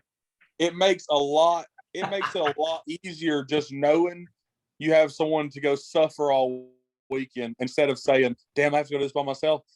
We understand, like, both of us, like, this is gonna suck, but we're gonna go, we're gonna go have this weekend of just shit, but we're doing it together. So it makes it better. I mean, it definitely makes it better. It's cleaning, going over stuff at night, on the computer by yourself. You get two different views from each one of them. So Hey, can I ask you a question that's going to put you on the spot a little bit? me, Yeah. I don't care. How much in revenue do you guys do in Christmas lights? Revenue. Okay, so I want to say, like, what we did in total. Yeah. I want to say we did 30 on the low end, maybe, but it's hard to keep up with. It's hard. But here's the thing: we It's recorded, so be careful. Yeah. Well, he already doesn't know the answer, which is the worst thing you could have. The IRS is listening. Okay, so the thing is we pocketed all of it because we did not think we would do that much. We're like, let's make a little side money. Well, we ended up doing, but that's why I'm asking. I want to say we did 30, maybe 40, but like I said, we started. I don't think you sparked our interest in it until it was definitely the very end of October. I want to say maybe we got our stuff like the last week of October. You were late. So we were really hustling to get it, and we actually got fortunate, and we got some like Chick-fil-A, and we got a church that was really big, and we had a lot of more interest. But by the time they caught up to us, we had people like the third week of December wanting us to put lights up, and I was like, no, we're just not going to do that. But I think next year we'll easily. I think we'll do 6 figures on it. I mean, I really do think we will. Oh, you will. If you did 30 or 40 this year, because what people don't realize is you do 30 or 40 this year. Next year, right? And this depends on what you fucking promise people, but next year you'll do 30 or 40 by like November 5th. Right. And then from the 5th until you sell new jobs. Right. So let's say you do 100, right? Then next year you'll do $130,000 by November 5th, and you'll sell new jobs until, right? Let's say you do Right. another 100. Then next year, you'll do $230,000 by November 5th, and then add new jobs until, right? And so the business essentially doubles itself for a few years, and then you get to a point where I'm just going to tell you right now, you're going to go do the reinstalls. You're going to be like, I don't ever want to do a new install ever again. Right. Well, we had 40% of the customers, I'm going to say 40, already told us like, we're adding on next year. We want to add on. And even I was dreading takedown. We took all of them down in one day besides 2 of them. And it's only because like, we just didn't feel like going and doing them, but we could have very well done every one of them in one day. It was so, we were down. I think we were like probably about 85% down in 8 days. And I wasn't on site. I was in Kansas City shooting that fucking crazy ass reality show. Yeah. I wasn't even there. You're right. I'm gonna buy a course next year, Nick. Bro, I think I might come. I think I might come to. Oh no, I have to. I'll have to talk about this off camera. I think I'm gonna go to New Mexico, but I really wanted to go to Phoenix though. But I gotta talk about that whole beef off camera. But I gotta figure out where I want to go because next week I'm gonna reach out to everybody that's at my Christmas light course. I reached out to one person that's at my bounce house course, bro, and they're fucking slaying the game. Like they're already, I think he said bounce house number 22 is coming, and they had 0 when they came to my thing. In last day of September 28th. It was September 28th. It was my sister's birthday. And so I'm gonna take both of those freaking. I think I'm gonna do 5. I think I'm gonna do 5 stops. But I got to be strategic about the 5 stops because I don't want to step on y'all's toes. So David, you are you in the light business with Derek too? 50-50? Who, me? Yeah, you guys With are what? doing the Yeah, light business together. Yeah, we're 50-50. Everything we're 50-50 on both of it. So we even bought land together and we're building houses together. That's how much we're in love with each other. I think that's so awesome, for real. No, we really like our dads grew up like it wasn't like we were just friends from high school. Like our dads grew up together, and me and him lived literally 2 houses up from each other all of our lives since we were little. Like we're pretty much brothers. I mean, I don't think you could get much closer than being brothers. But while we're on the lot subject, this is funny because I was in a meeting last night and it was about taxes and write-offs and stuff. Y'all can take it how you will, but this gave me a great idea. So if you buy anything that will apply to your business, it can be a write-off. Who's to say we don't buy Christmas lights to decorate our inflatables for the season? Sounds like a write-off to me, buddy. Yeah, I bought. I've already bought almost $19,000 worth of Christmas lights. Freaking! Oh, I think I texted you. Christmas light contractors did their pre-sale still in December, which is very bad business move on their part, but like it just shows what good dudes they are. But I'm like, oh yes, sir, I will hemorrhage $18,000 right now, please, thank you. Yeah, we'll definitely do that next year. Just this year, I don't know, I wasn't in the position to do it. I got too much locally. I got a lot locally of just businesses left and right, me trying to buy them out. Like I got 2 guys. We bought one of them out. We have 2 more guys with brand new inventory, 6 months old, wanting to get out of it. They just went and splurged, bought 6 units. And so, yeah, I mean, that's right. You're right. Because the pre-sales, the pre-sales at the other companies that I support haven't even happened yet. They're coming up very soon. But if you think about it, you're saving. What are you saving? Maybe 30 cents. It depends on when you buy, but if you're buying at peak, you're saving 30 cents a bulb.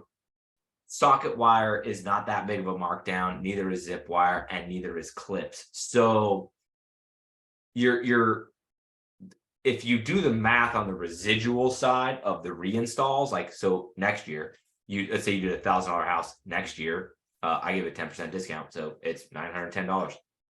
It'll literally take like 22 minutes. You know what I mean?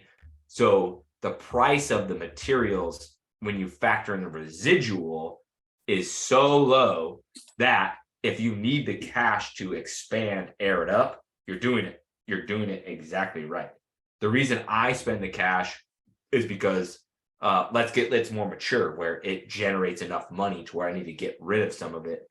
And so then I can save on the initial install. But over the course of 3 to 4 years, the money I save is tiny. I mean, it's like you're talking over 3 to 4 years, it's 10, what is it, 10 to 8 cents a bulb? Like, it's not that big of a deal. Yeah, it's definitely a better deal because we found ourselves towards the end of the year, like struggling to try to buy from them, and everything was so much higher. And I try to tell people, like, we're at $9 a foot because all the prices are up, and people are calling us last minute. You have to. So free, obviously, like you said, buying it early is way better. But we'll not better really. prepare. Like, it's only better. It's only better. Like, so in 2021, I spent all the money on bounce house business. You know what I mean? I just did. Like, I did what you're doing. And so then when I got to Christmas light season, like, I spent $5,000 when put up, whatever that, probably like 10 houses. I'm taking deposits, and then I'm playing catch up with the materials, buying them, right? And so I ended up I overbought, but I ended up spending $44,000. I went and looked this up the other day. Spent $44,000. The next year, I bought the same amount of materials for $28,000, right? So, right, the difference between 44 and 28 is just like, what the fuck? But when you factor the residuals year over year, and you're going to be putting these same lights up over 4 years, all of a sudden the difference between 28 and 44 divided by 4 is just like, bro, it's better business, right, to spend 28 on $44,000 worth of stuff. But over 4 years, it just doesn't even matter. Right. Like, I'm to the point now where I don't like shingle tabs. My guys fucking hate shingle tabs. I'm like, dude, I just spent $1,800 on shingle tabs at the end of the season because I thought we were gonna run out, and then we didn't. They're like, no, we never want to use them. I'm like, yeah, I literally may never use them. Like, they'll just go into a rafter somewhere, $1,800 worth of fucking plastic. You know what I'm saying? By the way, this is my invention, dude. nice. But the $18,000 worth of these are going to go into the rafters somewhere. You know what I mean? And it's just like, it's better because the guys are happy. When you need them too, it's nice to have, because like when we ran into Chick-fil-A, we thought it was metal. We bought all the magnet clips, $400 worth of clips. They were useless. We really needed what are they called? The stick ones. Yeah, parapet. Yeah, really needed those. We made it work, but we'll definitely have some stock next year, because it just running into not having, run out of females, run out of males. Like, it's such a pain. I mean, it puts it's kind of like your first time putting a bounce house out. You're like, oh my God, like, I'm messing up. What am I doing? Like, that's why I just overbuy. Like, so I bought, I think about 5,000 of each. I think about 10,000 females, use more, and then 5,000 males. And then we weren't even low. I bought another 5,000 female plugs, like, late season again, because I'm like, if I buy these pre-season, I'm saving fucking 2 cents a plug times 5,000. Like, I'll just buy it now. That way, bro, to come home and not have to smoke 10 cigarettes is worth 2 cents a plug. You know what I'm saying? for sure. All right, let's see if we got Facebook crapped out on me. I don't know how many people are live on Facebook anymore. Yeah, we can end if y'all want, or we can keep going, don't matter. Trying to read through. I'm on the 1s and 2s, and I'm the host, so I'm trying to read through some comments. What? So I've never looked into this. What is the plan? Or if you can, I don't know if you can say anything about this, but what is you do the bounce house course or class every year? Do you already have like a schedule or whatever? Or is that what you were talking about earlier? You don't know where you're going to do it at? Yeah, that's what I was talking about. So I launched it last year. So long story short, Fred, who owns co-owns Christmas Light Contractors USA, cold called me out of nowhere. I was in the truck with one of my employees leaving a bounce house pickup or something, and the phone rings, and I'm like, "This is Nick. Jump off, is Nick? Hey, Nick, it's Fred." I'm like, right? That's like if I called you out of the blue. I'm like, "Yeah, Fred, I know who the fuck you are." He's like, "We should do a training at your warehouse." I'm like, "Yeah, though, bro, I love training and meetings. Like, I'm good at that shit. So that sounds great." So he's like, "Okay." So I start talking to him. He says, "You may want to do a bounce house one too," because I'm like, "That's actually a fucking good idea." So I'm like, good. And I wanted to do this. This was like in the 2-year plan. But then Fred called. I'm like, "Fuck it. We're just going to do it now." Like, whatever. So I throw it at my warehouse. People drove in and flew in. There was no real local people. Matt Blakemore was there, but he's an hour away, whatever. To kind of beta test how it's going to go. So the bounce house one was kind of small because it was at the end of September. But I talked to Kevin today, who him and his wife were there, and they're fucking crushing the game. So I'm like, okay, that worked. And then the Christmas light one I did with varying levels of success per person. But what I've kind of noticed is the more invested or the more hard you went in the industry, like or in the business, the better success you had. So I haven't talked to Christopher Weed yet because he was there, but I saw the pictures that he was posting of the jobs that he was doing, and they were fucking huge. So in a nutshell, it works, right? So this year, I want to go do 5 stops of each. So I've got to do the bounce house one relatively soon, and then I got to do the Christmas light one in the fall. But I want to strategically plan those stops around, you know what I mean, more or less you guys. Like I don't want to come in and start a bunch of fucking Christmas light companies on top of you, right? Did that answer? I'll be your honest. question? I helped 2 companies start doing Christmas lights. One of them was like a landscaper, and like he's probably 40 minutes away from me. And then I actually had somebody else contact me. It was a window genie, which is who a local window genie gave me all their business. He was out of Atlanta, and I kind of helped them both. And I'm actually doing. It's funny you say, like, we were talking about courses, because they're both wanting me to come do like a course for them, basically. And I had one other guy too, local. I can't remember who it was, but I'm pretty much told them, like, if you'll buy the supplies or whatever, I'll come train you on it and just, charge you by the hour. And they're like, "Oh yeah, we'll definitely do that." But if you end up I would definitely be interested in the bounce house one. If you end up doing, you think you'll get all 5 stops done in a week, or do you think it'd be like you would kind of drag them out? Definitely not all 5 in a week because that's brutal.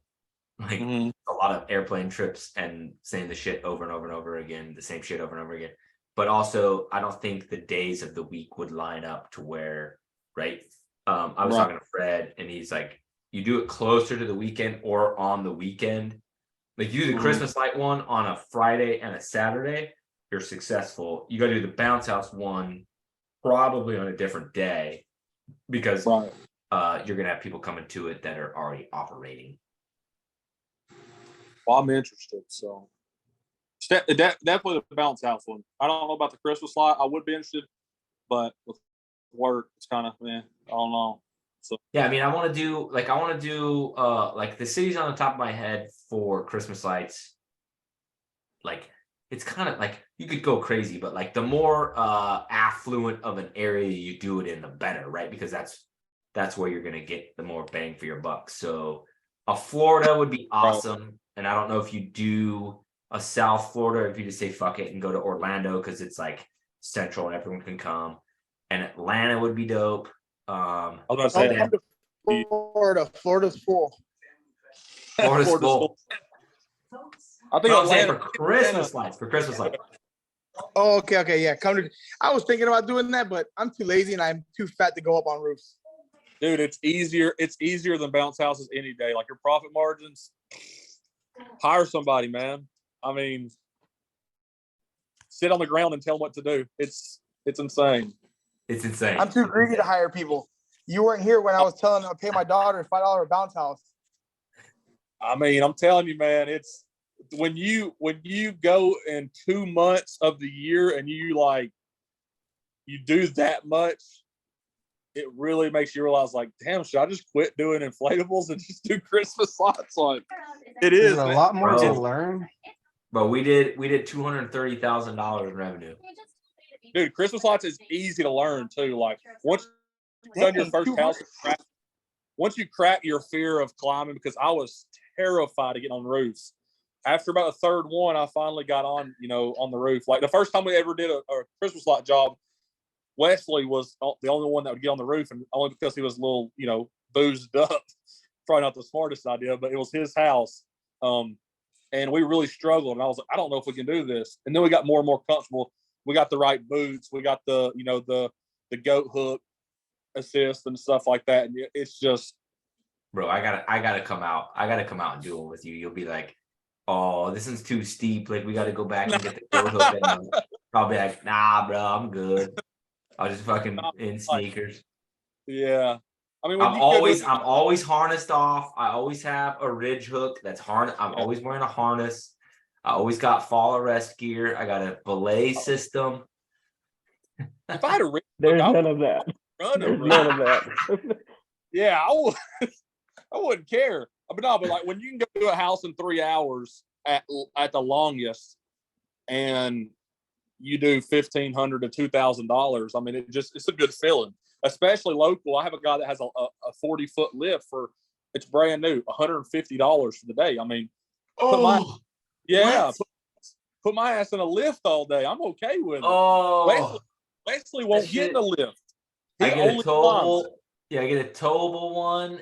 I got like the homie hookup because like I went in there fucking wheeling and dealing, making friends with people. I sent corporate emails complaining about the other one. I did all this shit. I get like $450 for a 50-foot towable, and you're like, 50 foot? We can do all the shit. No, you can't, because it's 50 foot this way. It ain't 50 foot this way. Right. Yeah, dude. But it's What's fun? Wesley will not get on a lift. He'll only climb. Like, he's terrified of the lift, but he will I don't climb. like it. He will climb sketchy, any bro. roof. They're sitting there bouncing and waving the whole time. Yes. No. I was up like 70 foot in one night, and I swear the tires come off the ground. And I looked down at Wesley and I said, "I'm done for the night. I can't do it. I'm done." Yeah, we did.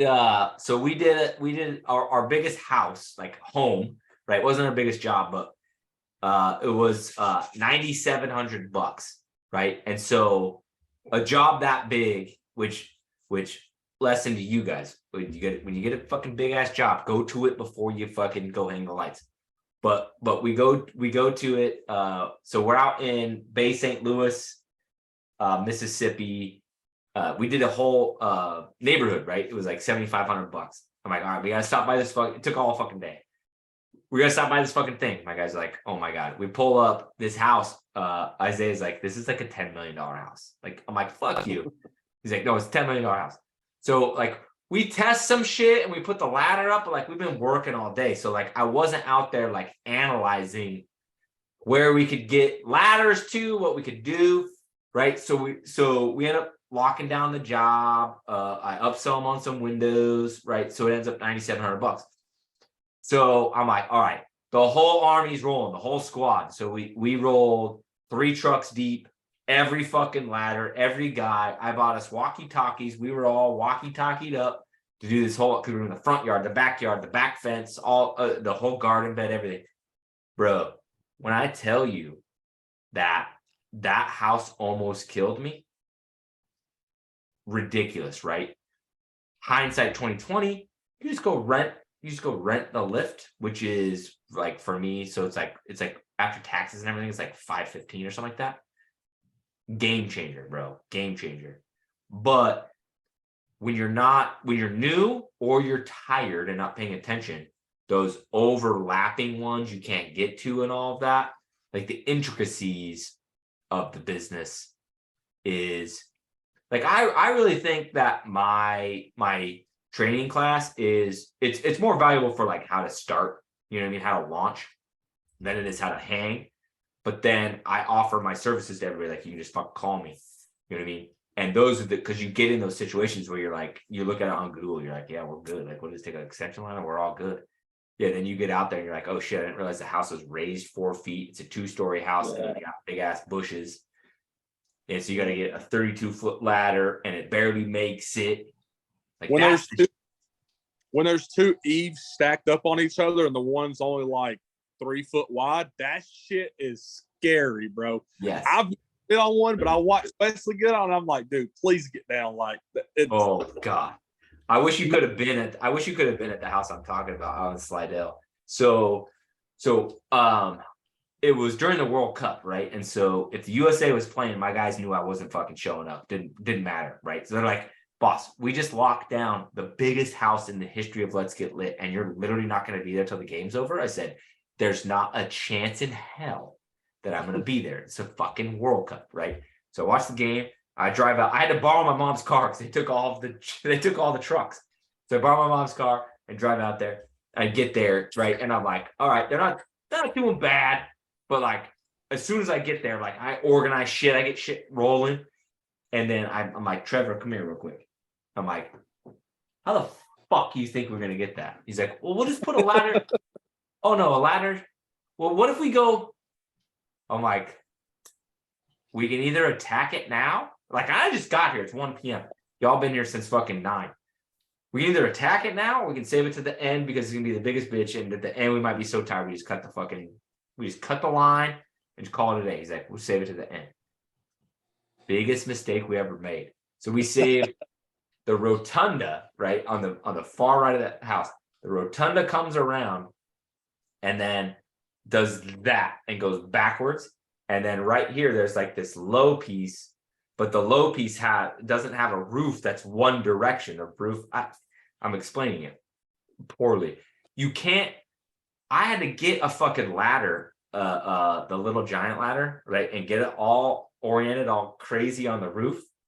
And then be like, all right, Trevor, you stand on that side. Logan, you stand on that side. Josh, you hang in the middle. And then I went up the fucking ladder and all 3 of them are like, you're gonna fucking die. I'm like, either I die or we never fucking leave. Everybody shut the fuck up. And I hang these lights and they're like, bro, I've seen you do some stuff. Like, you're a G on roofs. Like, you kind of hang back, like you let us do our thing. And then when we can't get it done, like you're a G and you jump in. That you're like a rock climber. That's like the craziest shit I ever seen. yeah, But you have to, bro. yeah. What's the other option? There is no other option. You've already quoted it, and it's already done. You live in. I mean, we did one as well. Like, it wasn't that bad, but it was 3 stories high, and there was one eave on the side of the house that the company that we bought, like, they gave us their business, didn't do. And I'm like, I know why they didn't do it, because the roof is just terrible. And I convinced Wesley to get up there, and I was like, please hurry, just get down. Like, I don't want to have to explain to your wife you fell 30 foot off a roof, and it's my fault because I got you out here. Like, no, you guys ever go? So you have a goat hook, right? You don't have a Ridge Pro, you just have a goat hook. No, but like, so okay, are you confident with your ridge hook without bolting it down? I don't have one. I bought like the old school goat hook, like basically the goat hook is like a better version of a ladder hook. So a ladder hook goes on an extension ladder, and then you roll the extension ladder up the roof and flip it over and hook it on, and then you have a ladder. So the goat hook is like lightweight aluminum ass shit, right? Then there's also a Ridge Pro that opens up and goes on the ridge of the roof, and that ties a rope to it. Right. So there's guys in the Facebook groups that'll say they put the Ridge hook up there, and I don't think you bolt them down. I might be wrong. I don't own one. And then they tie off with they have the whole harness, but they tie off. Then they come down the roof and clip below them, like right, like, you know what I'm saying? Like your feet are still on the roof, but you're clipping downhill. Yeah. While tied off to the Ridge hook, the Ridge Pro. You're supposed to. It does have 2 bolt holes, and you are supposed to, but it's the same hook concept as well, vice versa, whatever. But it's the same kind of hook concept as the goat hook. I mean, it is the same basically. The only thing I don't like about the goat hook is we're fat, and when you step on them, they have a lot of bend in them. So when you go to take a step up, the whole thing moves up on you. Oh, no shit. Okay. It's Yeah, because I used it. but- I used it it- one time on a house that's ridiculously large, and the lift couldn't get to it. And the guy's like, "We're fucked. We can't do it." I was like, "Fuck you! I did it last year without a goat hook, without a lift." And I went up there and did it. Yeah, and that was another where they're like, "Okay, you're a fucking G." But I was like, "Dude, with a goat hook, that was fucking easy." Like, bro, because I had to go up 3 roofs, so I put it up on one roof and then go up the fucking hook, take it off, right? Send it up another one, go up, and then I had to put it around a chimney and then down another one and then go down it. I'm like, that was the easiest shit I ever fucking did. It is. It's the best investment that we made as far as Christmas lights, in my opinion. I mean, if you can do it without it, good for you. But it's $500, and we used it every job except maybe 2. I mean, Damn. See, so we're like, I bought 2, and I bought like the extendo version, like the longer one or whatever. yeah. And the guys used it, like we used it on that big house I was just talking about. They used it on one house in Metairie. They used it on Heather's salon in Covington. I don't think they used it other than that. I don't know. Maybe our area just has steeper roofs. I mean, who Nobody knows? has steeper roofs in my area, bro. It was more of just the safety feel and comfort of having it there just in case. I think we're just reckless. I really think that's what it is. We have guys that we have a high school kid. He was like, "I want to get on the roof," and I was like, "Fuck no, you're not getting on that roof. There's no way I'll let you get on the roof. You're gonna stay down here, and I'm gonna pay you $20 an hour, and you're gonna literally you're gonna screw bulbs in a socket, and you're gonna cut it where I tell you to cut it, and you're gonna plug it in, and you're gonna hand it up to me. Nothing more." Yeah, you'll have to figure that out for next year, because I did that year 1 too, and then by the end of the season, I'm like, get the fucking ladder, get up the shit, get all the way up the shit, don't fucking fall. Like, yeah, for sure. But no, it's. I would be interested to fly in for at least one of the bounce houses, maybe 2 of them, and then one of the Christmas lights as well. that'd be badass, dude. I would love to kind of like put in real people. Like, don't get me wrong, bro. You put me in a meeting setting, I will literally go for 10 hours straight without eating food. And for both my courses too, like I kind of made the ballsy decision not to make a PowerPoint. I'm like, people fucking hate PowerPoints, dude. I'm not making a PowerPoint. And I just went, like, I had a monitor up there so I could pull up websites or show you whatever. But I just went like focal point me. And then I did a survey after, and everybody's like, "Thank God you didn't do a PowerPoint." I'm like, wait, so your house one wasn't like a hands-on type thing? We did. So it was in the warehouse. So then the way I set it up was the beginning of the day was kind of like how to set your whole ass business up, like because everybody that came to it, all 3 people were like literally had one bounce house, had 1, 2 maybe, and then 0 bounce houses, but like 11 on the way, right? So the course really water your plants, bro. So the course, I really set the course up to be for who was ever there, right? So we did a lot of like very, very, very, very early stage stuff. Then we ate lunch, and then and it was such a small group. I'm like, you guys just want to keep fucking learning through lunch, like what does eat? And they're like, yeah. And then after lunch, we blew up a combo, and I showed them how to blow up a combo, fold it, roll it. Like we took turns, and everybody's fucking bitching and complaining how heavy it is. I'm like, I had to be like, yeah, I did like, all right, we're gonna be done with this in a second, but like, let's blow it back up. I'm gonna show you how I do it. Nobody fucking touch it. And I roll it, and they're like, we all feel like dipshits. Like, I cannot believe your skinny ass. I was like, but the point was, you know what I mean? Like, that's what happens with experience. Yeah, teach them in the cold. They'll really appreciate it when it's warm rolling them. It was too. It was nice, bro. It was nice. Yeah, the cold. we were like, let's blow every one of them up, start taking pictures. And then Mhm. we rolled the first one, and I was like, why did we do this? This is a terrible, like, we're never going to make this business. We're never going to achieve anything. Like, this sucks. And like when they're, they started getting way easier. You learn technique, and yeah, it's better. But yeah, that's when we first started. We thought the same thing. Like, man, this sucks. This is insanely heavy. It's not worth the money. And now you just blow through them. I mean, it's nothing to it. So. Oh, bro, so Michelle bought our first 2 units, right? I was at work in Biloxi. She called me. I want to buy this fucking bounce house. I'm like, yeah, whatever. I want to start a company. Then she calls me later. She's like, they're trying to upsell me a water slide too. It was a slip and slide. I'm like, yeah, fucking whatever. So we have those 2, and they're like tiny, tiny units. And I think they're the biggest, heaviest things that ever happened to anybody, right? Like insanity. So then I don't remember how this all happened, but she says, well, hey, those 2 bounce houses are renting good, so I'm gonna go buy another one. I got this. She sends me this fucking picture, whatever, and I'm like, yeah, that looks cool, like whatever. She goes and gets it, and right, we don't have a trailer or anything, so she comes home with it like in the back of her Armada. And oh shit, okay, did I cut out? No, we're good. Yeah, you're so good. it's in the back of her Armada, and she opens the Armada. I'm like, what the fuck did you buy? So we yank it out, we blow it up in the front yard.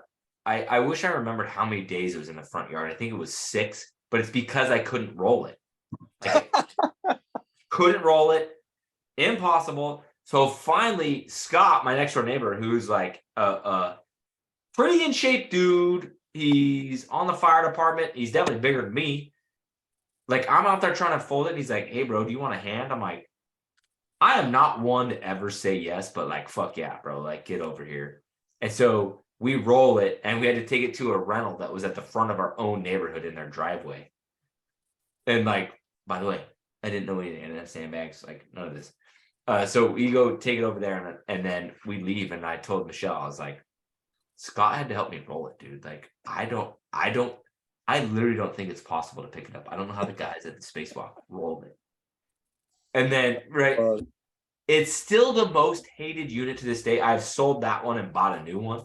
My guys hate it so fucking much because it's such a pain in the ass. But Mike, bro, like the 3 units that built the jump off, like I don't have the slip and slide anymore, but the dyno and the combo cube I'll have forever. Yeah, that's how I am with like the Melton Arctic. Like that line is lightweight, one person. Jump orange all the way. They're splash pads. They stay clean. They're aesthetically the best looking, in my opinion, combos.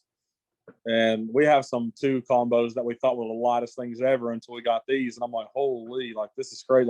Like this one right here is like a little combo. It's basically a 13 by 13 with a slide on it, but it's still enough. Like it rents for $240, like nothing. I mean, that's good. So, yeah, we got I bought out a local company, and he had good dude. He had 16 units, a lot of fucking 19-foot jump orange slides, which I like, which I'm cool. And then his combos, 2 of them are easy combos, which I'm excited for. And then he's got these 2 like busted ass old, I think, tent and table combos. I think, right? You buy 16 units, you don't fucking blow them all up. You just fucking pay the guy and get out of it.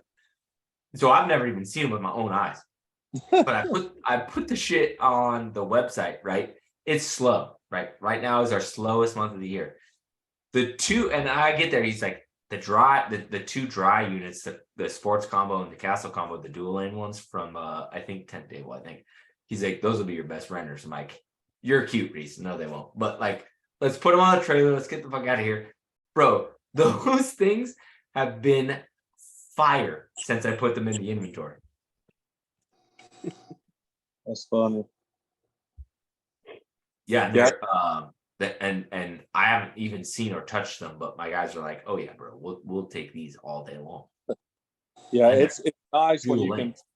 It's nice when you can throw one like literally on your shoulder and move it and stack them in the garage.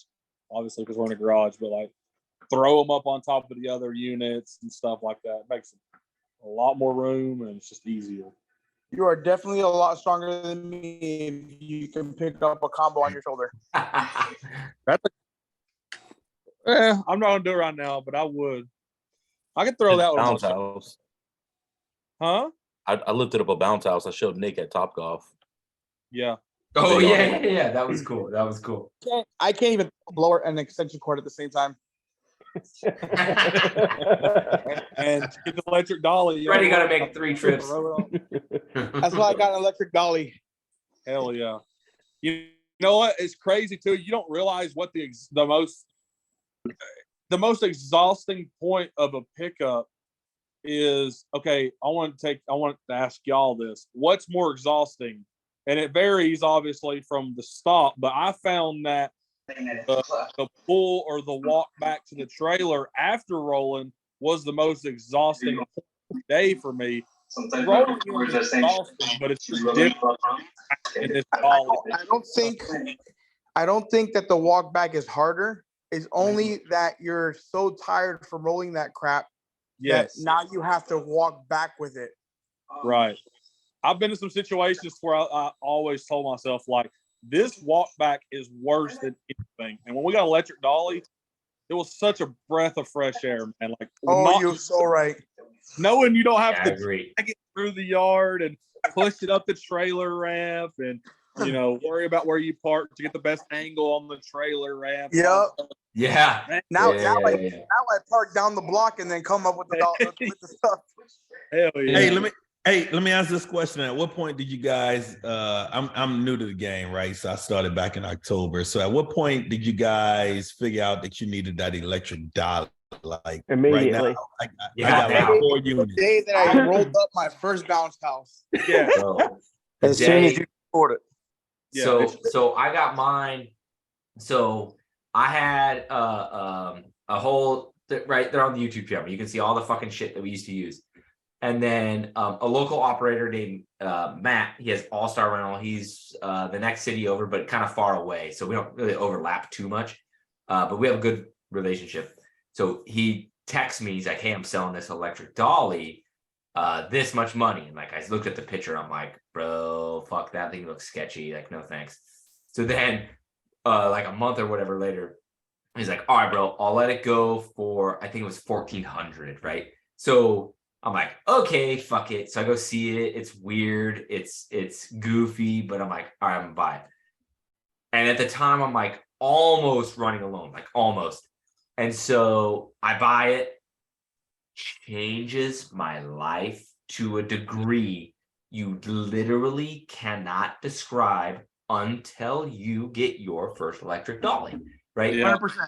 Hey, I think I saw come to your TikTok where you said it was undescribable or whatever. I think I watched that today, actually. It is. That's it. Story time.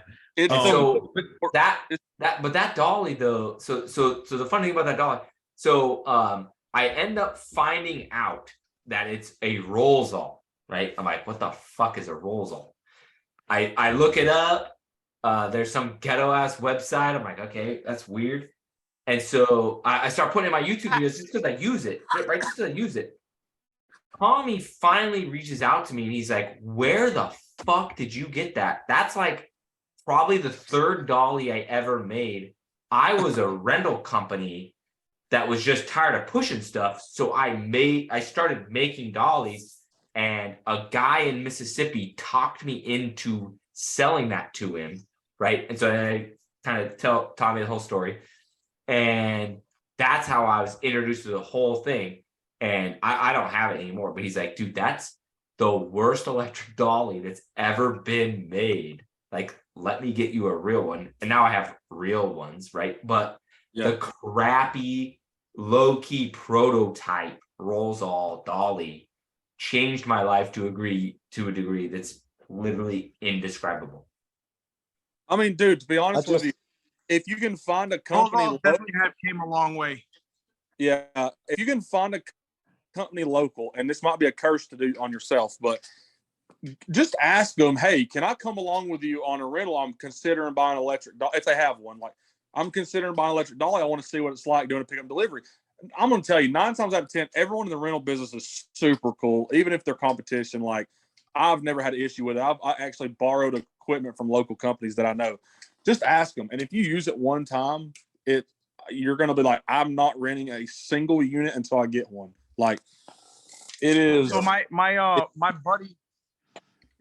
buddy Onan Perez, whenever I go on to Ocala or wherever I go anywhere that I'm not working that weekend, I just tell him to come get my dolly. It eliminates from it getting stolen, and then he can use it. Yep. Yeah, I mean, and like Switching over to dolly, just like Nick said, it's the best thing ever. Yep. You It's the can't, most like- important thing in business besides the actual units that make you the money. Like, it's better than hiring people. Your morale about the business will be better. Just your everything is just insanely crazy. It's so much better. It's also such a conversation starter with the dads. It looks so professional too. They think The dads always come out and ask questions and all this stuff, and you're True. referring to who you bought them from. Like, I've had guys that move big palm trees. Yeah. Big palm trees, and they're like, where do you get that from? And I'd send them to the whoever you have. I send them to the guy that I got it from, and maybe it's not just for inflatables. The guy can move palm trees now. Nick, I actually saw that dolly. I went up there and picked up something from Thomas a little while back, and I asked him. I said, "Dude, what is that skeleton over in the corner?" And he went laughing, and he said, that actually was a dolly of Nick Glassett's." And I said, "Really?"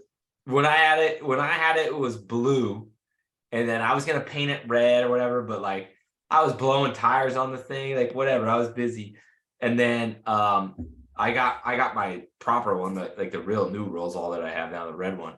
And so then I sold it to Anthony. So Anthony's over in the Baton Rouge area, so he's like an hour west of me. He painted it black, so it should be black now. He came, bought it from me. I gave him the whole rundown, whatever, and then Tommy gave him like a trade-in deal. I'm like, bro, where's my trade-in deal?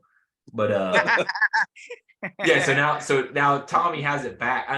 Back at IAP, I'm like, bro, why in the world did you not bring that dolly? He's like, I meant to, I forgot to pack it, but I wanted to show everybody how far we've come. I'm like, dude, that thing was so goofy.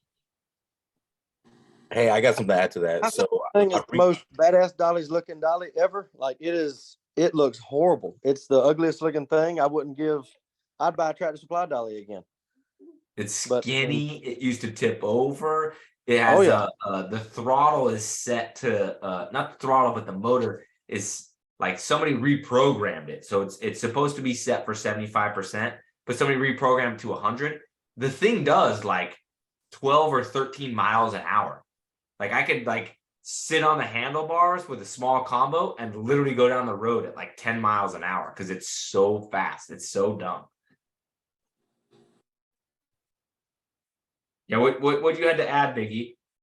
hey man, so I was talking to Thomas about his dollies, and for the guys that are just starting out and don't want to spend the $4,500 to $5,800 with all his upgrades, he does a trading program like Nick was saying, and you can get a refurbished one. I mean, it ain't the new, but it's still a used dolly for about 27, 26.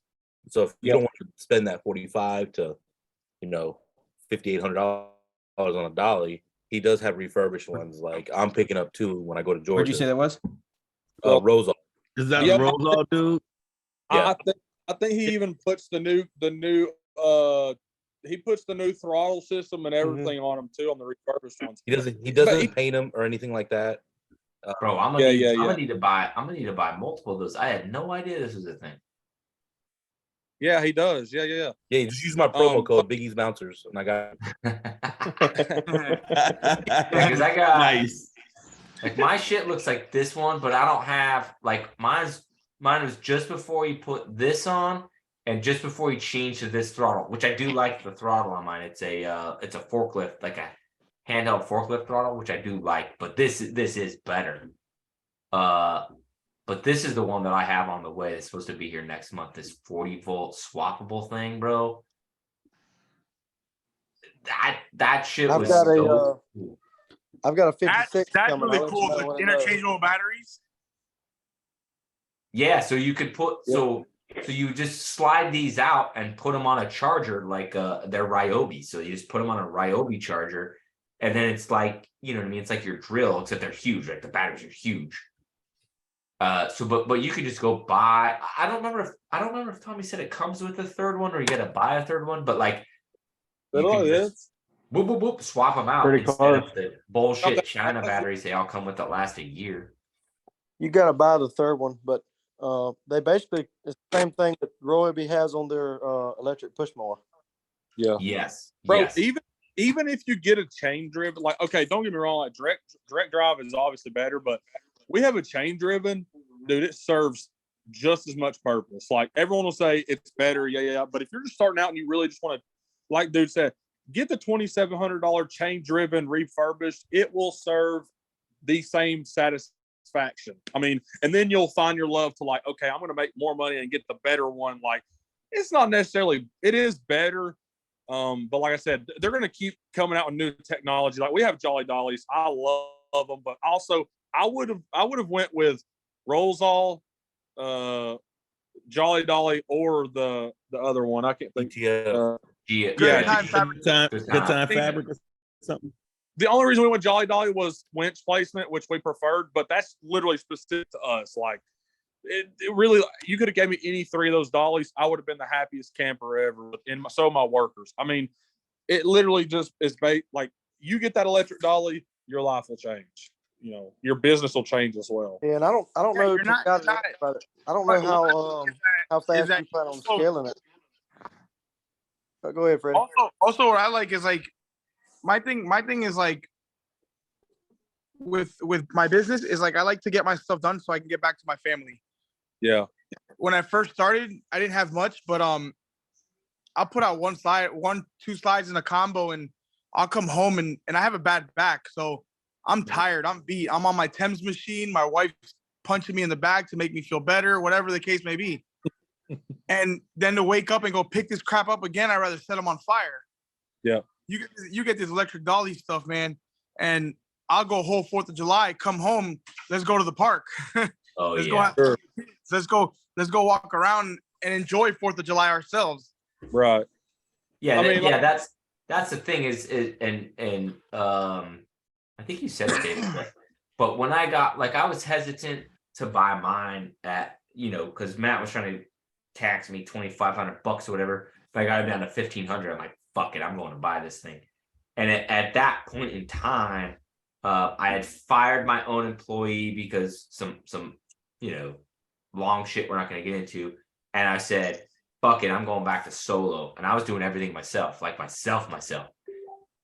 Then I got that prototype Rolls-All, and I was like, dude, I got home. I'm like, you guys want to go for a walk? Like, how are you guys doing? I was like, what just happened? I thought you just picked up 11 bounce houses. I'm like, I could go get 11 more. Like, come on.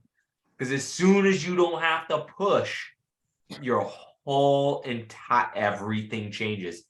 And then from there, like, and this is how it went for me, right? And Rolls-All was like right as the YouTube channel like started, right? So like I wasn't anybody at the time. But so you get that, then I could hire guys and kind of teach them how to work the dolly. But the job is so easy when you have the dolly. Hiring gets easy because everything's so, like, the hardest thing, like, my guys bitch about swinging the hammer. Like, I'm sweating so bad because I swung the hammer. You know what I mean? I'm not gonna lie, Yeah, I'm pulling the looking stake. for an automatic. Yeah. So then like the work gets easier for them, but what really happened was, in my eyes, the work got so much easier for me when I'm interviewing or meeting a potential employee. My demeanor changes, where it used to be like, bro, I need people that can slug it out, motherfuckers that want to be in the trenches, right? You get the motorized dolly, all of a sudden you're like, dude, I need people that can change people's lives. Like, I want to be the best rental company ever. Everything changes. And from that point forward is really when the jump off took off because they had some prototype bootleg rolls all, but it makes the job so much more doable that you can focus on the things that grow the business. So I guess Nick, I'll say to that, like right now we got 1, 2, 3, we got 3 bounce houses, a combo, and a slide. Now slide we bought like at the wrong time of the season. We started in October, we bought the slide. Haven't even rented it out yet, but that's about 500 pounds. So far we haven't, I mean, the bounce houses and the combo is actually not that difficult to me, at least. And I'm doing it is just me, my brother-in-law, and then my 15-year-old son primarily. And each of us, we can all do each of those units by ourselves without with the exception of that 22-foot slide. And so that's the kind of that's kind of what I'm asking is, now we're still investing in more units. Like we got units coming every week, more units coming every week, but we're not going into the big obstacle courses, the big combos, the big slides, because we're like, well, we don't have that electric dolly, so we're a little nervous about that. So Freddie, I see you raising your hand. I would say you gotta invest in the stuff that makes you the most money right now. Then invest in the luxuries. Okay, thank you. I appreciate it, Josh. Check it out. I heard you say, I'm listening to what you're saying, and you're pausing before you say your slide. And you're pausing because, not that you're afraid of it, but you hate it. Just so you know, an obstacle course is not as hard as a water slide. So go get that obstacle course. That makes you money. I have an 80-foot obstacle course with an 18-foot slide. I'll roll that thing up any day. Any day. Agreed. I don't know why. It's so much easier, but it's so Like much flat. easier to roll. And it's a dual lane slide. It's in tool. Yeah, like, and I was gonna two say I got a pieces. dual lane slide as well. So that big one is okay. I see. I mean, I hear what you guys saying. Like I said, that's why I'm on this, right? I want to be able to ask those questions. So I appreciate your feedback. And I want to add another perspective too for you, if you will. A lot of what I hear about the electric dollies is people want to buy the electric dolly to make it easier or faster, but they're not buying the electric dolly necessarily to change the inventory and the units that they rent. So I bought the electric dolly whenever I bought a 28-foot water slide, and I said, "Oh shit, this thing's like 800 pounds." Mm-hmm. So that's kind of what changed me with the electric dolly. And once I had it, then I bought a 30-footer. I bought multiple 2-pieces, and those big slides is what really did it for me. Yeah. And I mean, we have a 45-foot obstacle course from HEC, and I was kind of dreading it, kind of like we do our slides. I would more consider it versus a combo. I even prefer it over rolling over a combo sometimes, because I can roll it by myself. It's a little bit fatter of a roll, but here's the thing: I've come to figure out my inventory. I've learned to price stuff on how much I like putting it out and doing it myself versus how much I don't like doing it. Everybody here is like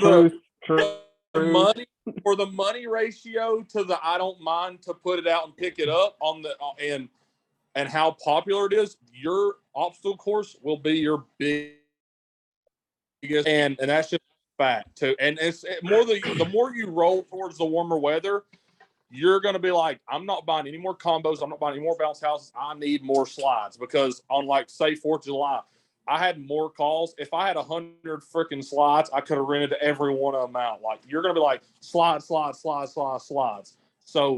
you're going to want to expand your inventory for strictly slides, I would say, from here on out to get ready for that warm season. And then I would definitely squeeze in, I would definitely say before September, but I would do it as soon as possible to get that obstacle course, because, I mean, you can always, like someone said they had an 80-footer. The thing with HEC is I'm not trying to promote a certain a person, but a lot of the times now with the obstacle courses, you get stuck to like, do I want this one, that one? Now they're making them to where you can buy a 45-footer, but then later down the road, you can buy Add on to it. Section, universal 80-footer, or it makes it a wet dry, or so it's a very good, safe investment, and it's not really a strain on you compared to like a big slide. So I guess Derek, that's you got so you don't have that many inflatables. You got to spend your money wisely and get stuff that's going to make money, because an electric dolly is not going to make you any more money. It might make stuff easier for you, That's not but true. like if you do it, I beg a difference there. I was a That's not size true. square when I bought mine. I had I 7 units. don't think that's whenever true. I bought a used 28-foot, and then I bought that Rosal dolly, and man, that 28-foot was renting for $550 when how much was the other- rolls all renting for? Well, the Rosal was the way it was all working. Man, you go from Right. taking So 6 hours to make deliveries, and you turn that into 3.5. I mean, So a rolls all like I feel like it takes a lot longer. It's a lot harder to roll the inflatables up, to stand them up. You're not Hey, saving that Josh. much time by driving well, the That's inflatable, because Josh, I'm totally with you, and that's kind of what my point was like, we're not having issues rolling the dollies, or I'm sorry, we're not having but I mean, issues yeah, like you're transporting the dollies. Like that's rolling, it's harder. rolling has been the bigger issue. So, That's the yeah, reason why go I with don't the like dolly. 22 I'm foot slide. missing out, I guess, on telling y'all on my key then. I guess the first thing I bought before the Rosal was the rolling machine.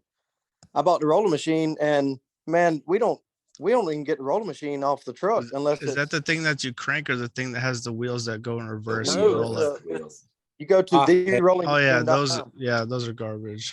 How about No, they're not garbage. They're You not just- garbage. you They're just don't- made you for just your don't know how to warehouse. run it. You've got to know how to run it just Listen, right. But man, I'm I telling mean, you got to man, be like on concrete or on like a really good surface, because you Li- can't run that in mud. you or can. anything. You can. I'll take a video and show you.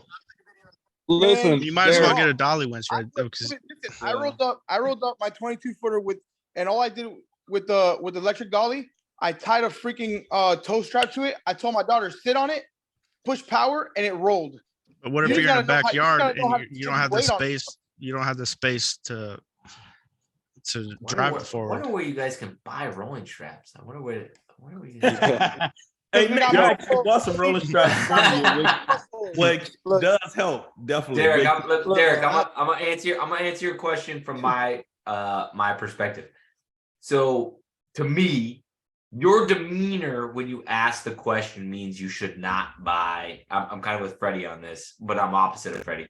You should not buy a motorized dolly at this point. However, your demeanor also means you're liking this industry, so you need to buy one soon. So what I would suggest that you do is, yes, you need an obstacle course because they make insane money. I don't know where you're at, but water slides also make insane Florida. money. You're where? Tampa. Okay, so you're warm. You're fairly warm. So I'm warm 98% of the year. yeah, so you buy a water slide, it's gonna make more money than my water slide's gonna make, right? So right now you've got the manpower and just the love for the business to where you can push manual and invest in your inventory. But what you're gonna have happen is a great thing. But once you get to peak season, the money piles up. As long as you've set your company up to have the payments go into its own account for the bounce house business, right? The money's going to pile up, and then all of a sudden you're going to be sitting on, $15,000. At that point, just go buy your motorized dolly, right? I'm a Rolls-All fan, but go buy your motorized dolly. From there, everybody else's point is going to be right on, and I co-sign on that. Where from there, the job gets so much easier. Your business will scale faster because you'll be more excited to go drop off a 22-foot slide, and you'll be more enabled to go buy a 22-foot dual lane, to where the company will take off just because you'll be that much more invested in it and ready to get the big stuff. And then you don't have to do anything. Like, you get home, you're not gassed. So you'll be more energized to go put more into the company. I'll say Yeah, this, Appreciate it. so I manufactured dollies. We used to like sold the dolly winches, the power dollies with dolly dudes and stuff. But I would like Derek, if I'm not trying to sell my dollies or anything that I do, because I think the most important thing for you right now is you have to if you're strong enough to push this shit wherever you want to go, I mean, use the extra money and buy another inflatable that'll get you Nope. some more money, and then use that money that inflatable made to make you more money, and then keep doing that. And then when you start getting sick of the business and you hate doing this stuff, because if you're new, you love it, but when you start doing it for a while, you hate it, and then invest in something like that if you still want to do it. But like, I haven't set up anything in probably like 3 years, maybe 1 or 2 bounce house. I pay everyone to do it. And I have 2 electric dollies. I have a dolly winch that my guys never have used. Still make them. And the guys now, like the lazy ones, they love the electric dollies. They're like, come on. But then they look up to the people who are like, you guys take the electric resent dolly. that We comment. don't need it. Well, I'm just speaking from my experience and from what I literally manufacture dollies. No, I agree. Yeah, and you're probably also out there doing all the. I mean, Look, yeah, look- it's an amazing product to get if you're the one that's doing all the work and doing it. Like, if you're the ones pushing it and everything, it's an amazing product to get. Hey, Derek, let me I'll- ask you a I'll- question real quick. You said you had a bounce house, a combo, and a water slide, right? Yep, that's true. Mhm. No, I only got, one I of got three, each? three bounce houses, 1 combo, and 1 22-foot dual lane. Does your 22-foot dual lane? I'm talking hot days because I'm in South Florida. Does your 22-footer I go out have a not lot? rented it out yet at all. I just started back in October, and it has not gone out a single time as of yet. It's about to be out every. Yeah, it's not gonna go out this Right. time. But get ready. When it's summer, get And ready. It's gonna it's get the- hot. Matter of fact, March is gonna start going out. Make sure you price it right, and it's gonna go out. And And it's, I'm telling you it's right gonna now, look, before I got my dolly, I only had 3 18-foot water slides. No, I'm kidding. I had 2 18-footers and a 22-footer. All right. I sold my 22-footer because it was too hard for me to move. I promise you I could not move. I needed a winch to put it on the trailer. Mhm. The thing was stupid heavy. I sold it. I got my electric dolly. Now I have 10 water slides. They all go out. They all go out because the electric dolly allows me to do it. Right. but even So like check your having a finances. So with that dolly electric dolly and the winch, that winch allows you to help roll it as Roll well, it. right? Because Winch that's is like what- the most Forget the important winch, thing. bro. You don't need the winch. All you have to Because- do is be smart on how to roll things. Yeah. Forget the it's- winch. it's- I can roll a waterlogged 18-footer and not be tired. You just Same.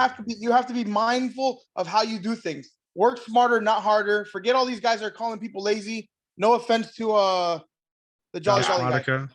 But And- I'm lazy. you I'm not gonna lie to you. I am lazy. But so lazy. is it harder to roll it up or to push it a little bit or pull it? It's depends on your personality. My Rollsaw has a winch on it. I've never even hooked up because it's slower. And speed matters to me. And so then that's the culture of the company. Speed matters to all my guys. Rolling with a winch isn't better or worse. It just depends on you. For me, Right. it's slower. There's no shot in hell I'm doing it ever. Don't say Period. that, Nick. Don't say that. I'm not doing it. Listen, You have a 30-foot slide flooded and you're hungover. You do not Or want you're to. by yourself and it's If I flooded. got a 30, listen, if I got a 30-foot slide flooded and hungover, that means I'm at home in my bed and my guys are out picking up the 30-foot slide.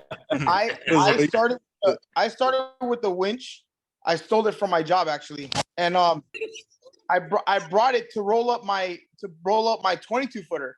But same thing. My whole thing is time is money, man. I got to get in and out of these people's yards. Don't nobody want to see a 350-pound guy rolling and sweating and spitting, and you got to get in and out. I'd rather just roll this thing up the best I can, put it on that dolly. I don't even worry about if the thing is tight anymore. I just roll this thing. That dolly's going to pick it up. You don't even need to pick it up anymore. You can use the dolly to pick it up. If you guys don't know how to do that, I'll make a YouTube video. Legit, you can use the dolly to pick it up. I don't have to pick these things up. You go home and you're done. You're done. I don't unload the trailer. I just leave that crap on there. But dude, look, Derek, check your finances. put 4,500 to a side. If you can afford it, get it. Don't wait, because I promise you, the next time you're looking at 10 grand in your bank, you're gonna be like, yo, let me get a big slide. I can make more money on a big slide. I got this tool that is an ox of a freaking horse that's gonna pull whatever I need to pull. Yeah. My 22 So foot. Freddie, So, what's I your mean, biggest water my- slide that you have, Freddie? Right now. So my biggest water slide is 27 footer, but I don't use it because it's ugly. Or you don't use it because it's hard my to roll. motto, No, No, get no, out no, of here no, with your no. win. Josh, With I, your I win told you, man, propaganda, I don't Josh. need to. I don't need. I'm not I even don't selling need to this roll my it stuff. because I have a dolly. I'll put. Listen, I will put straps under it. I'll put my 14-year-old daughter on the dolly. I'll hook it up to the dolly and I'll tell her hit the button. And all I gotta do is massage it. And it rolls on its own. The only And you reason I can don't also use it you don't is even 'cause I need got the bad- winch because you can hook the straps up to the back of a truck thing too and just drive forward. Well, yeah, those Sure, but straps right I'm there. not gonna drive. I'm not gonna drive my Tahoe in someone's backyard. But I mean, I'm talking about big events. Hey. Just like with the dolly, you can't just drive forward through people's backyards because their backyard ends at a certain point. Yo, never say But as never. long as you That's have where the 5 or rolling 10 machine feet, you're comes in. good. Bro, never say No, never the because pull we used to machine. load up a John Deere tractor with forks and deliver units that were big. And a bobcat. Yeah, and a we had- bobcat. So We had the that's what damn Oh, bobcat at bro. the church. we were. We were If so I had close. access to that, that's what we still be doing. I swear we did. But listen, I want to Yeah, give but- you.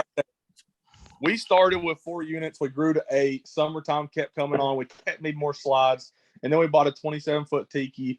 It was a pain in the ass to roll and drag through a yard. And I agree with both arguments. You have to just your business and you will know when you need, like, I need this dolly now.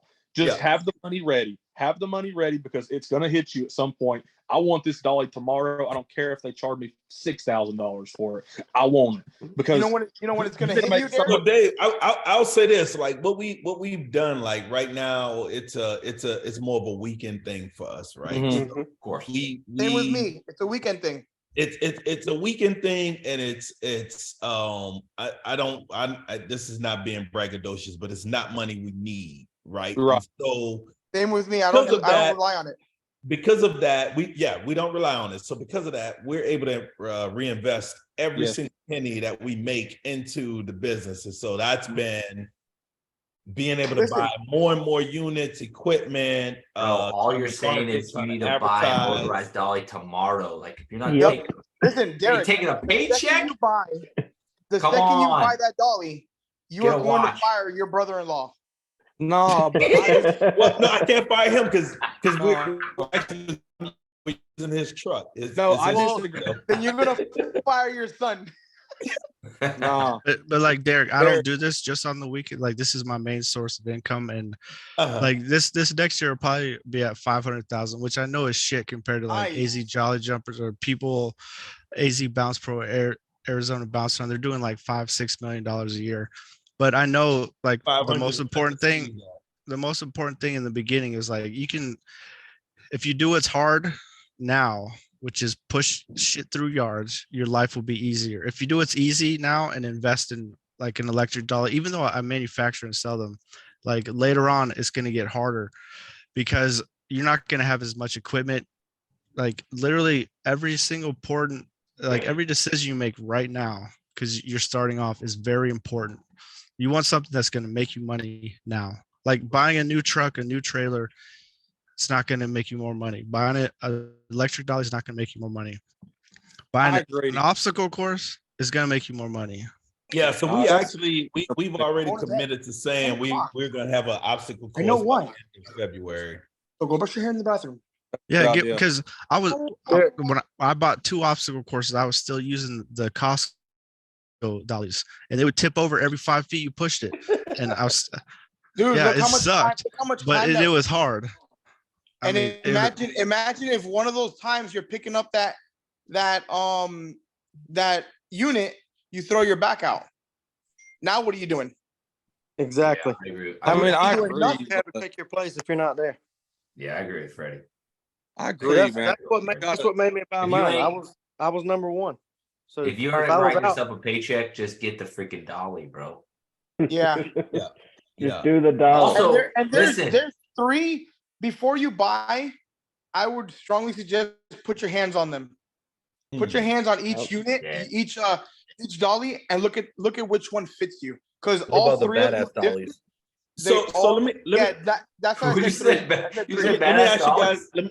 Let me ask you guys this, because this kind of the strategy we were taking, right? So we got bounce houses, we got a combo, we got a slide. We want to get a obstacle course. Then we were like, okay, what we've also been seeing is, hey, people want inflatable games like axe throwing or Connect Four, whatever. Don't do it. Not yet. Oh, you have to If do you're it. not You doing- got to get the so you're Connect not doing 4 and the events, don't Jenga. bother. Connect here's the Four is re- different. Come Hang on, You hang- got to get those. Hang on, stay with me, please.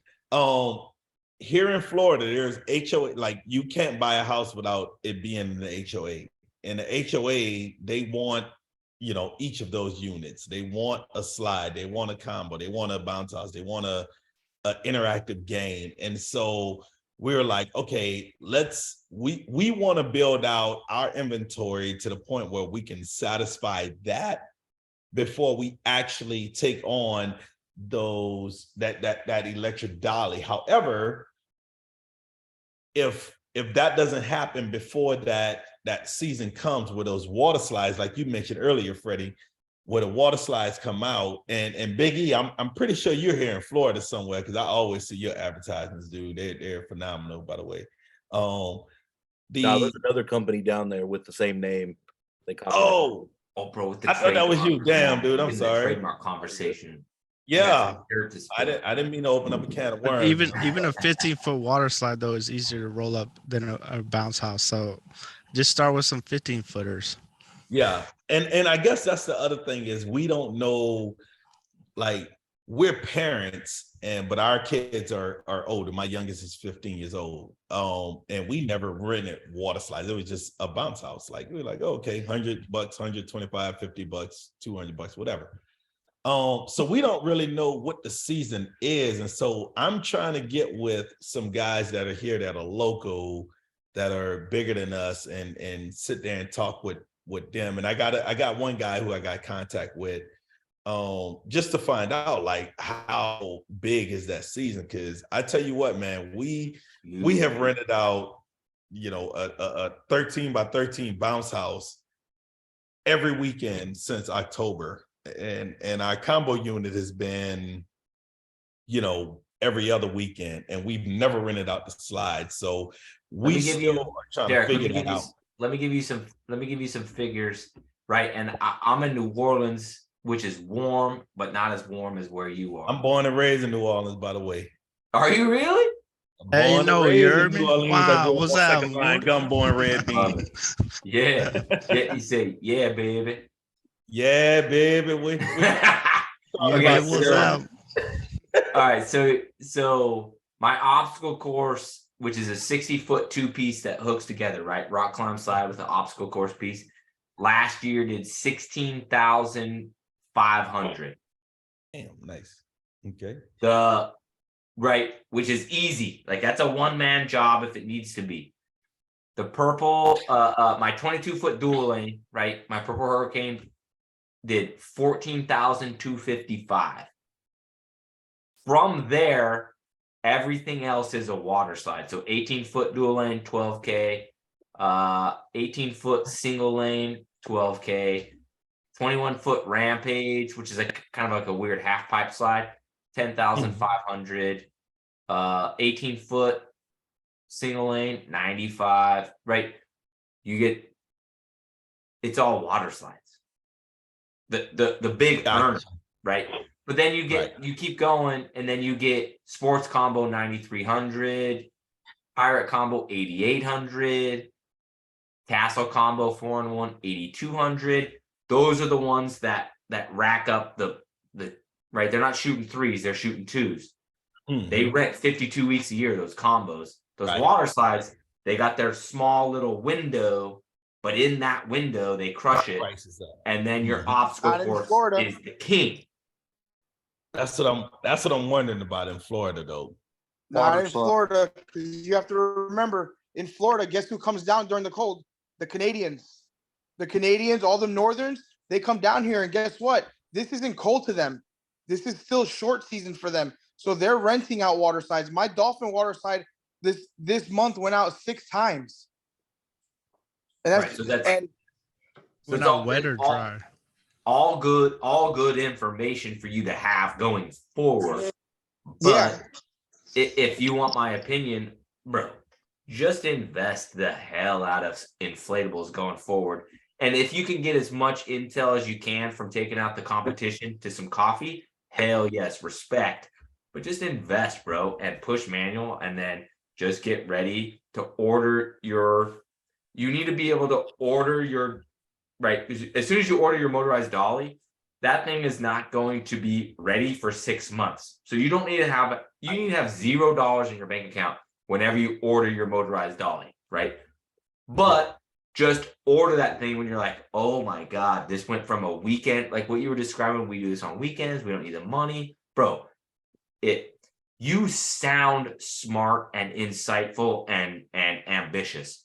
Real quick, this thing is gonna turn into something you never thought it could turn into. But when it does, you're 6 months away from a new motorized dolly. So just like I said in the very beginning of this whole show, you need to hire a new employee. You need to interview them 6 months in advance, bro. You need to be ready to roll. So the second you're like, okay, fuck, these guys on Nick's show were right. This does suck. Order your dolly because you're 6 months away. Right. Yeah, I've certainly taken that into consideration, and that was the other reason why I asked too, because I was like, well, when we get into the summer months, well, here in Tampa specifically, the summer months actually it rains a lot more than whatever it like. This is really rainy season, but anyhow, I was thinking those are the times when kids are out of school, people are traveling, coming down here, birthday parties, all this stuff, 4th of July, et cetera, et cetera.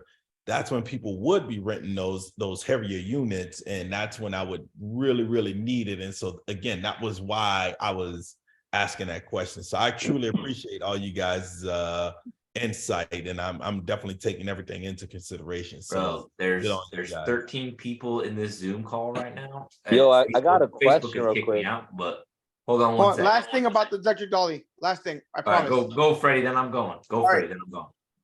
All right. So the one thing, no one has ever regretted buying electric dolly.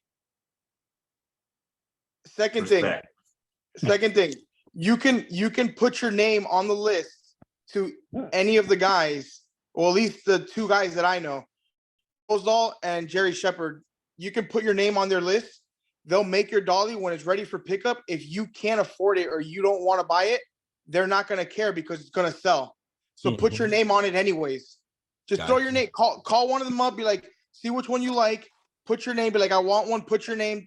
They don't ask for deposit. Well, at least Jerry didn't ask for a deposit for me. And just be like, I want to be on your list. And he'll put you on the list. And when it's ready for you to come pick it up, because you're in Tampa, so you're kind of like in the middle of both of the guys. I think Rosal's in Georgia, right? I think South Rosal's in Perry, Georgia. Yeah. So you're in the middle. You can pick whoever you want. You're in the middle of both of them. Both of them have great tools. So I strongly suggest go for it, man. Especially if you don't depend on it, go for it. Listen. I think because you were talking about the concept, there's like the games and stuff like the Jenga and the Connect 4.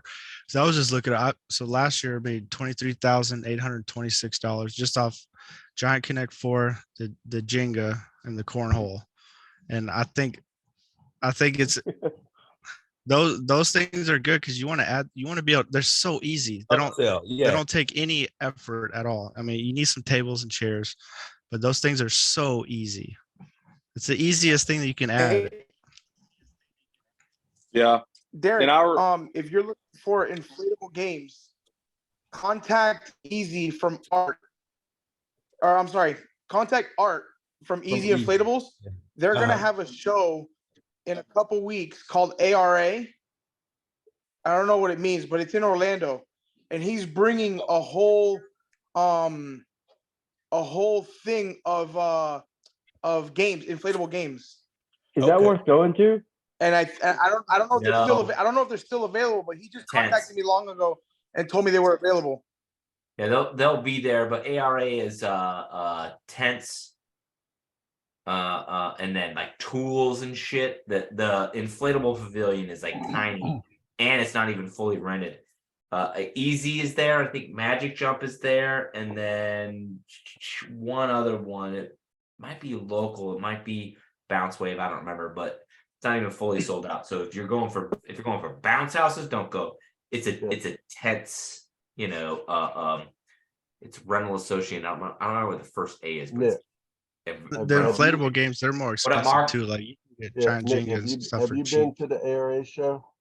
No, I've never been. Okay, well, I've been to a couple of them, and think of IAPA and then cut it into just over a quarter. That's what the ARA show is. The convention center is literally cut in half. They block half of it off, and they take the other half and make the ARA show. The inflatables are probably 1/10 of the entire show. Tiny. There's a lot of tables and chairs, a lot of farm equipment, a lot of stuff that really has nothing to do with the inflatable world. Right. Pressure cleaning, heavy duty equipment of all types is there. It's a nice show to go to if you want to just see a bunch of different stuff. But if you're interested in anything in the inflatable world, like Easy going there, I can tell you his spot is probably a third of what he had at the IAPA show. There's not a lot of inflatable stuff. Tent and Table usually goes there, That's but who it's that's there. That's the other extremely one. small. It's an extremely, when I say extremely small, I'm talking maybe a 20 by 30 spot. Oh, damn. And they might have a 20 by 50 spot, but there's nothing outside. Everything was.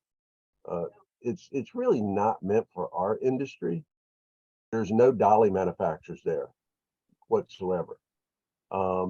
And I was actually looking at the profile for this year because I was thinking of going back over there. There's a lot of air moving companies. It's more of a trade show for businesses outside of the inflatable world. That's the only way I can explain it. Yeah, I looked at the vendor list and it was heavy on what you said, farm equipment, and yeah, that's kind of what I equated it to. It was like tool rental, like if you're like the company that makes, I think it's called Kubota. Yes. Okay, they have like a huge presence there. I mean, like we're talking tractors the size of what looks like a semi truck is there. At least it was at the last one. So it's really more of ARA is a trade show more for Agriculture. in general. Like companies that rent, man lifts and that kind of thing.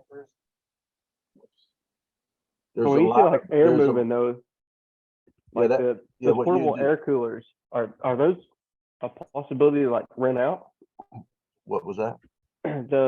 What are the portacools? I think that's the name of one of them.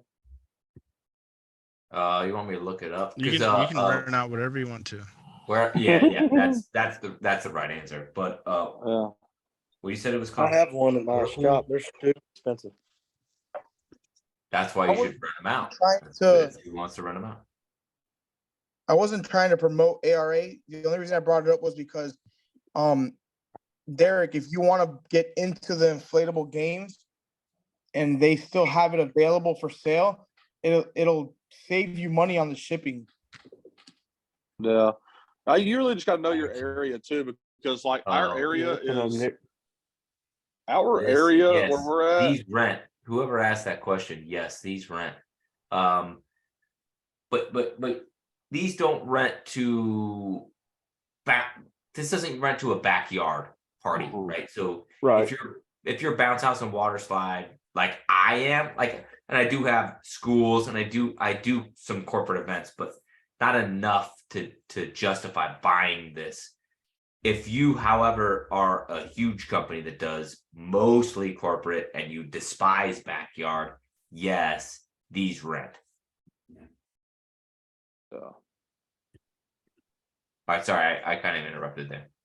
No, hey, so no, you're spot on. I was gonna say we're pretty much all backyard. We did one school event, and we've been in contact with another party planner for another school, but and my wife has done really good as far as just like finding every school and daycare and nursery in the area and reaching out and emailing them and trying to get in with them. So Derek, what's your I want to be a little bit selfish here, but give me your backstory. Like, I'm interested, like, the reason I asked that question is because a lot of people get into this industry, you know, as the side hustle, as somebody who, like me, is clueless and da.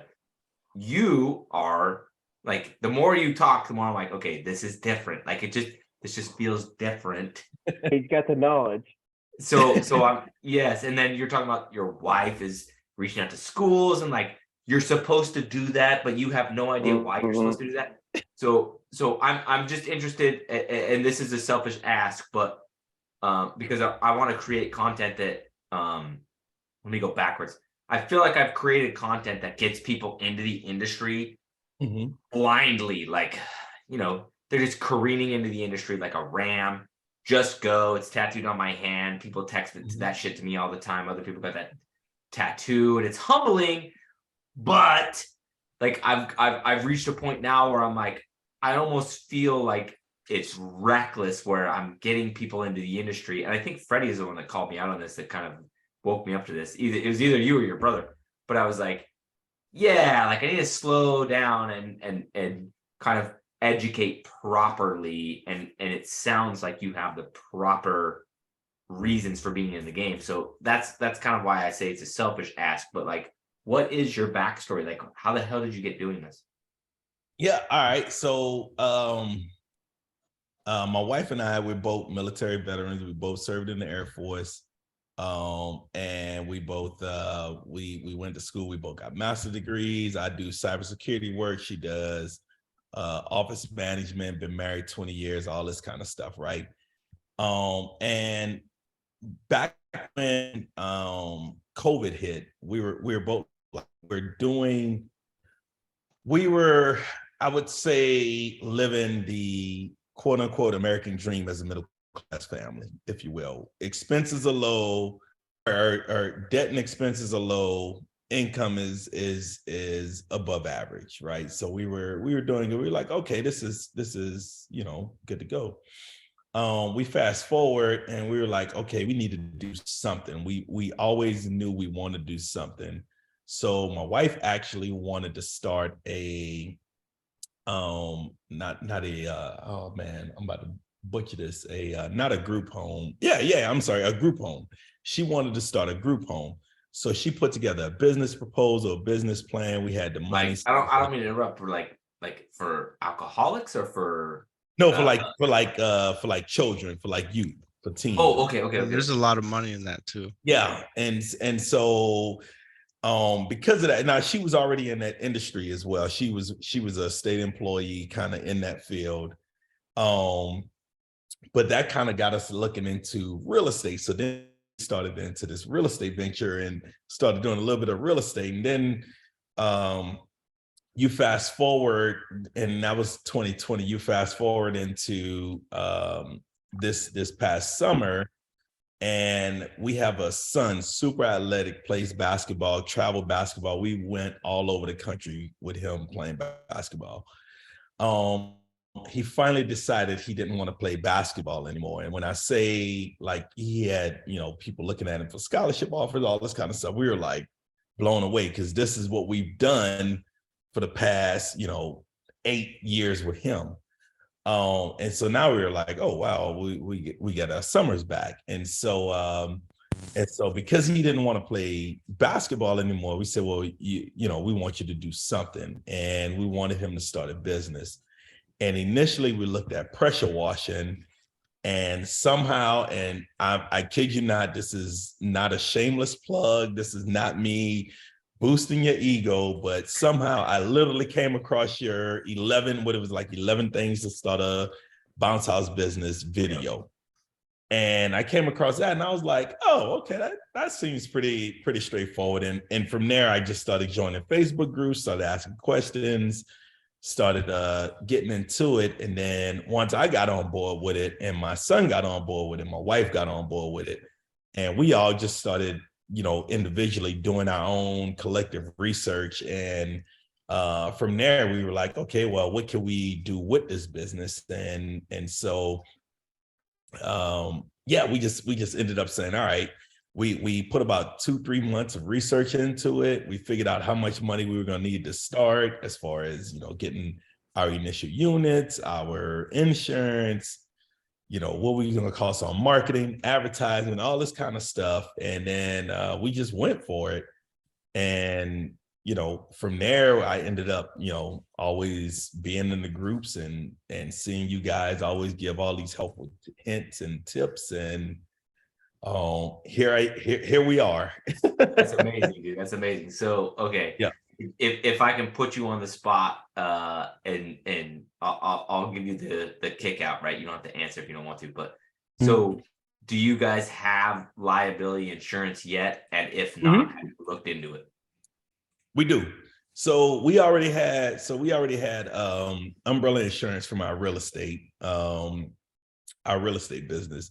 But then we also did liability for $1 million for our bounce house business, because we knew, again, here in Florida, in these areas, if we wanted to get the HOAs in the schools and things like that, we had to have that insurance. And so when we started with the 3 units, and we were able to get insurance actually for about, I think we paid, we wrote a check for like $2,600 or something like that to get insurance for those 3 units to start.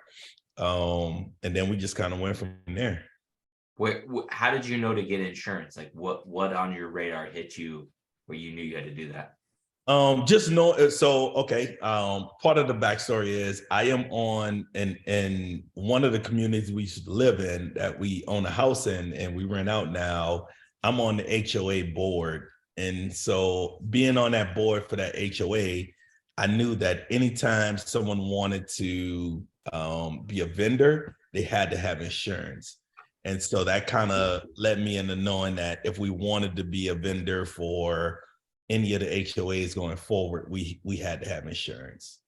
What's a better way, which is very, very smart, right? But you fall into minority on that, because when I started the jump off, like I didn't know, I didn't have insurance for a long time, but not because I was negligent, right? It's just because I was ignorant. So if you could guesstimate on how in the world we could get that out to everybody else, what's a good way to get that message out to everybody that liability insurance matters and you need it like from jump? So I would say to get that message out to everybody else is you know, obviously guys like yourself that makes the content, right? That makes content to help move the community forward, putting it in the different Facebook groups, things like that, just understanding the importance of what the bounce house or what the insurance is, because I think what a lot of people take for granted, and something that we actually wrestled with was, well, if we got a good liability waiver or a damage waiver, or, you know, this waiver where we can't be sued, then we shouldn't really need insurance. And also keeping in mind that we had that umbrella insurance that covers us for not only our real estate, but overall as you know, people, individuals. And so I think just kind of getting the word out via the social media platforms and having the following that guys like yourself have, I think that's the way to really get it out, because people that start in this industry, I would at least hope that they're getting into some of these groups that you guys have created, the bounce house business operators and party rental knowledge, and et cetera, getting in these groups, and being able to ask those questions and making that information freely available. I think that's the way you get that information out. Where were you most prior to launch? Like, what group or platform were you most prior to buying a single bounce house? So I would say I was in the party rental knowledge group probably more than anything. And then once I kind of figured out I was going down, my site is based off of IO. Once I figured out I was going down that road, I got into the IO site, and then it was the bounce house rental operators, business operator. I can't remember, but Stephen Porskins. Yeah. Yeah, I got into that one. And so in each of them, I would just kind of cross post any questions I had. And I do a lot of saving of content. So you guys might, whether it's on TikTok, Instagram, Facebook, you guys might see me. Our site is More Bounce Party Rentals or whatever, and I'll do a lot of saving of content or saving of a post, just so it's something that I could go back and look at. And like every week, I have a reminder, like, okay, go and clean out your inbox for each of these different groups, and so I go and see that stuff. And so yeah. Badass, dude. All right. I think I have one final question. This has been amazing for me. So thank you very much. But what led you to choose the party rental knowledge group? Like, why did you land there? And then also, like, sub question, the bounce house rental operators of Stephen Porskins, like, why those groups? I don't think I had a specific reason. I think it was more of, once I joined them, I started having and seeing content of each and every one of them. And whichever one, whenever someone would post something, I would always just click the three dots and follow. And so wherever I seen the most content, that's kind of what ended up leading me into being in those groups. Gotcha. Like the most valuable posts, or the most? I wouldn't even say it didn't necessarily have to even be the most valuable. I would say it would just be what I saw on my Facebook feed. Like my Facebook feed, so like me personally, I don't like if you look at my Facebook, you won't see, I don't post hardly anything as far as me personally. I use Facebook for the tools and knowledge, so the groups that I'm a part of. So again, the other business I'm in is in the real estate section. So I'm in a ton of real estate groups, a ton of contractor groups, and then now starting to get in the rental event space groups. And so I go on there and look for those groups that have that content, and I just read and I read through all comments, like just about on everything. So like a lot of you guys' names are familiar to me, just because you guys add so much value to the community, where I'm a lurker. I'll lurk and I'll read and absorb the knowledge, but I don't really say a whole lot. So Amazing. All right, dude. Thank you so much. That was like the most impromptu interview I think I've ever done. No worries, man. But I appreciate you answering so candidly. If there's anything I can do, like, I'm more than happy. If you want to DM me, dude, I'm more than happy to set up a call. We can talk through some stuff, you know what I mean, privately, and I'd love to give you some one-on-one advice, because I feel like I kind of put you on the spot there, so I'd like to pay it back. It's all good. Appreciate it, brother. Absolutely, dude. Absolutely. Nick. Cool. Thank you. Nick has to go to bed now, right? Who, I me? know. Yeah, I know. It's your bedtime. Oh, we good. It's 10:10. I always block out, so like I wake up in the 5 o'clock hour, but then on Thursdays I let the wife know, like, hey, it depends. She knows what time I'll be in there. She's already asleep, so Nick, how long has Derek been in business?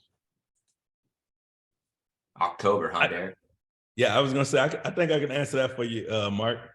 But yeah, Mark's a legend, by the way. Like, don't No, be starstruck by me. I'm but messing Mark- around. Mark's like like to have, the Godfather.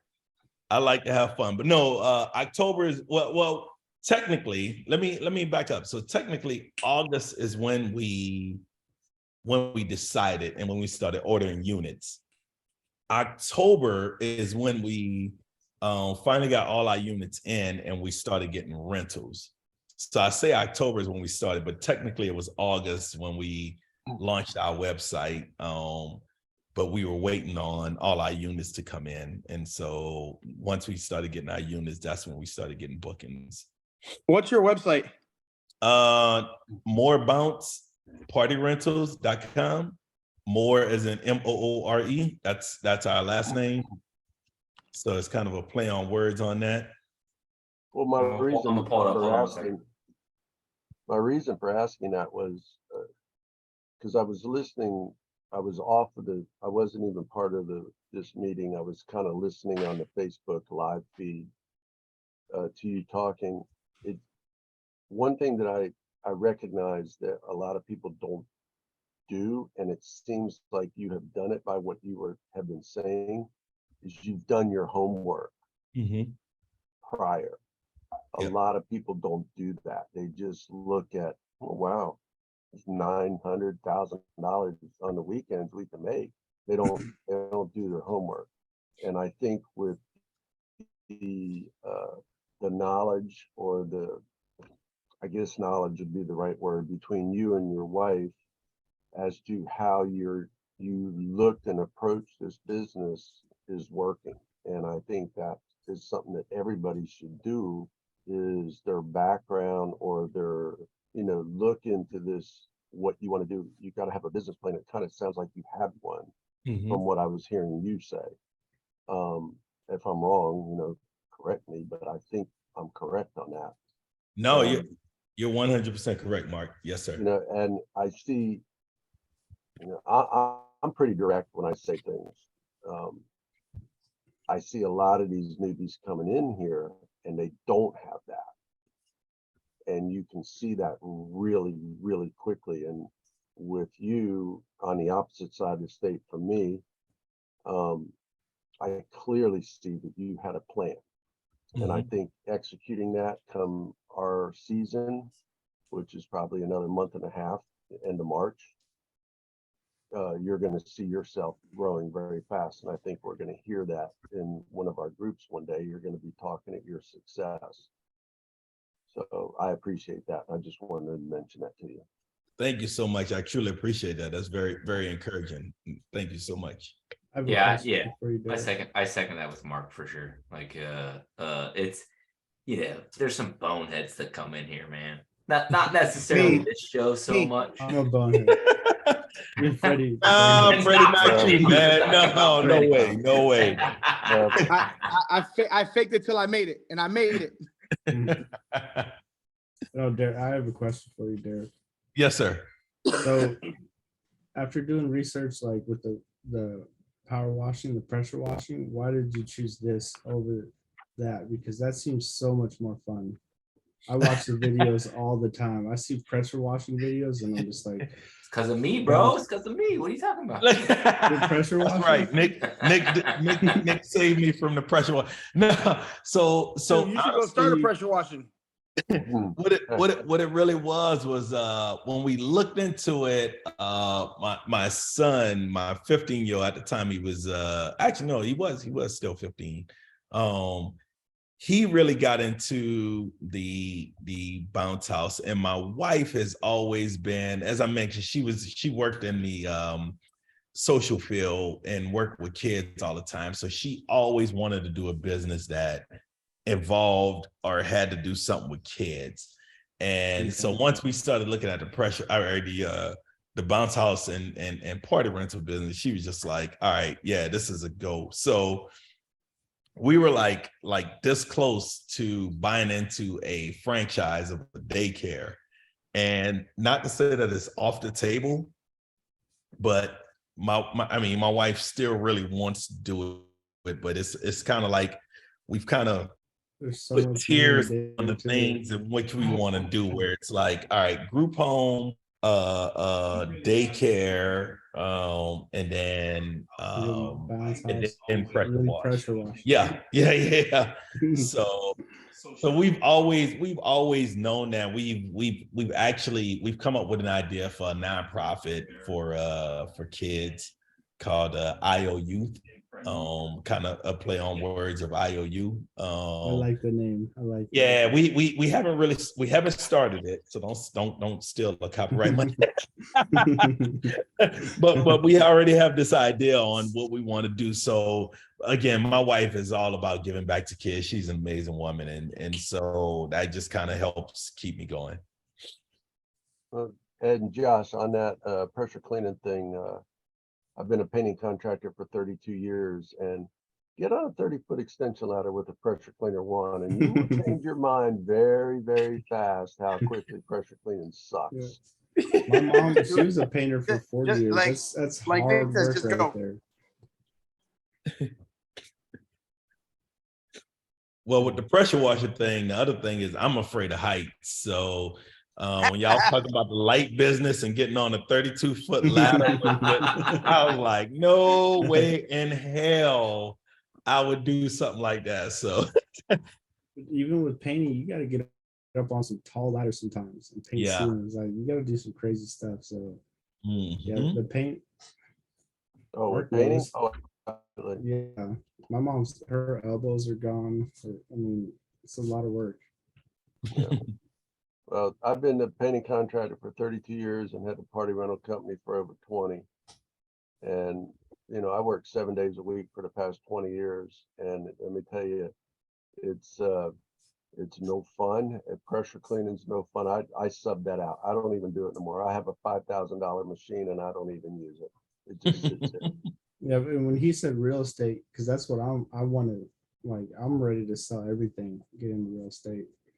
So the fact that Derek, you chose bounce houses over real estate and because pressure wash, it does seem kind of fun.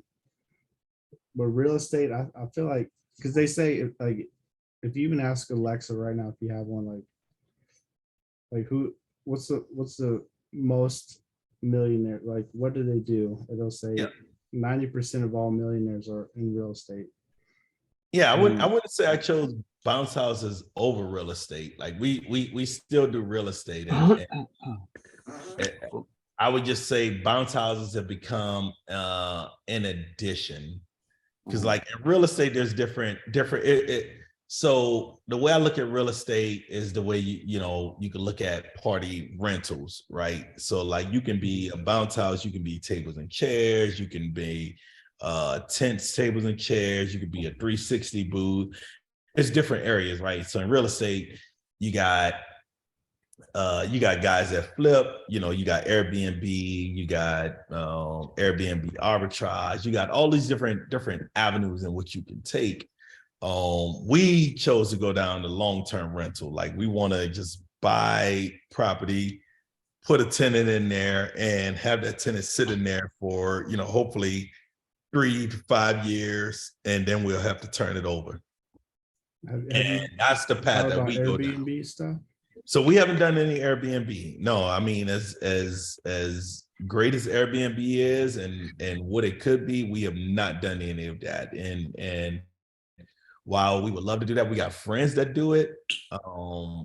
We chose the path of long-term regular tenants, putting them in a house with rent for 3 to 5 I've years. got a friend, she's killing it right now because she rents houses for like 2,000 to 3,000 a month, but she ends up making like 10 to 11,000 off of each one. Mm-hmm. She'll get like a 5-bedroom house, and then she rents out. She doesn't do like the whole, because a lot of the times when you go Airbnb stuff, you rent out the whole place. She does each individual room and then puts on there like, you're gonna have a shared space, which is like the kitchen. Right. But you get your own private space, which is a room. And Yep. she's on it like every day. She's on there finding new places to rent out for $2,500 a month, and then she's making 11,000 off the Airbnb. Yeah, no, they That's it. they kill it in that space in the college towns. Like they absolutely kill it where they rent out the rooms by the night or whatever. Mhm. Again, here in Tampa, kind of being in the suburbs. We also have been looking in South Georgia. Like, so someone mentioned earlier, the Rosal guy was in Perry, Georgia. So we've actually gone to Perry, Georgia to look at real estate because real estate down there is actually still really affordable, even with the interest rates being what they are. So yeah, it's different avenues, man. Like it's just like the rental business where you can make money in so many different ways, whether it's the flipping homes, um, doing the Airbnb, doing the long-term rental, doing the mid-term rental for like the traveling nurses. It's multitude of ways in which you can make money. Assigning contracts, like getting somebody to say they're gonna sell a house and you putting it to an end buyer, for and you charging them 15 grand. So yeah, it's different ways for sure. Can I say something real quick here? Kind of Yes. change the subject just slightly, because I got 5 dogs to take out and get ready for bed. But there's somebody that's still here. It says Buddha Big E's Bouncers. And I've been noticing back even at the beginning of tonight's show, he's constantly been writing notes down. And that impresses me, that it's somebody who wants to learn stuff. Yeah, I haven't heard him say a word. I'm sure he's probably listening to me. But that impressed me, and I'm not quite sure what all you were writing down, but I noticed that when there was key points being talked about, you were doing writing, or maybe you were typing something. I don't know, but to me, I felt like you were taking notes, and I kind of appreciate that, as a business person, because you're wanting to learn. And I don't know how long you've been in this business, or if you're a newbie or you're not, but that shows me, someone who wants to learn about the business. I just wanted to say that before I head out for the night. I've actually watched you quite a bit tonight do that. So I'm sure that, I don't know if that's what you're doing, if you were typing to somebody else, I don't know, but to me, it looked like you were taking notes when key factors are being said. And as far as all the Airbnb stuff goes, I ain't got a damn thing to know about real estate. Well, and I that's ain't why got a you're a damn thing to legend, know 'cause about you're Christmas lights except my own. You're noticing like the most important thing out of everyone. Important here. thing. It's Yeah, like, exactly. That's bro. That's That's why why you're a he's the legend. godfather. I told you That's when we why- got on. That's why you're. Yeah, a the Al legend. Pacino of bounce houses. Yeah, well, like I said, I got 5 fresh dogs to take out for the night. So you guys have a good night. I'll talk to you next time. All right. Sounds good. Thanks, Mark. Appreciate Good it, man. Thanks for your words. Good night, Mark. You're welcome. Good night. Wait a minute. Who's legend. this? Bro, With Mark's the such a G. great? Who's great? Man. That's you that's are- Bruno. That's my Oh, dog yeah, it's Bruno. Bruno. What's know. up? How's it going, guys? We don't I talk think about I still this don't is like know my what first Bruno time. looks like. Everything's always a I mask know. or whatever. Yeah, but I try to hide my identity. I know, bro. Yeah. 'cause we Yeah. don't How talk are you guys about doing? it. It's the first time I joined your Zoom meeting. So Yeah, I wait, know. let me Hey, ask this, it's because not I've that been big of a deal, bro. saying You're that only I 3.5 noticed all hours you late. guys' No big deal. names. Is that Bruno RK or Yep, that's me. Actor or something?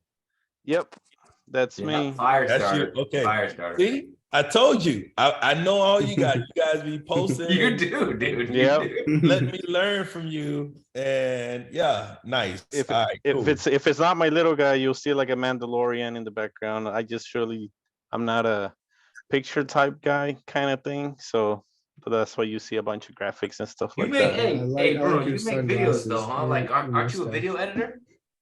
Well, I try to learn a little bit of everything. I'm not a You pro were- by any means, but I do like I like photography, videography. Just I try to learn a little bit of everything and try to like help out others too as well. So, a long time ago, I remember you and I were chatting. You were sending me something, or you were You were doing something. I don't remember. Rolling a combo. I don't remember.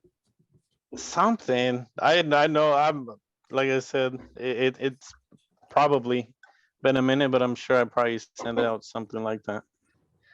I'm always I get videos. I online get trying to videos learn sent to me stuff. all the time. Like, bro, I'm coming for you. I'm taking you down. I'm like, bro, Yeah. take me down. Like, Oh, are we talking about the website? That's something new that I added into the website, but I mean, I'm not really like trying to push it like, that hard. But I mean, if you guys seen my website, it's called techbox316.com, and you'll see it on the bottom right corner. Didn't you do the like the drone flyover of like all the units, kind of a Yeah, yeah, that's what I I got remember a from. yeah, I got That was another pretty pretty sweet. cool spot where like I could set up like all of our inflatables. Yeah. Unfortunately, I don't have the whole power to it. But if I did, I think I could probably set up like all 50 units.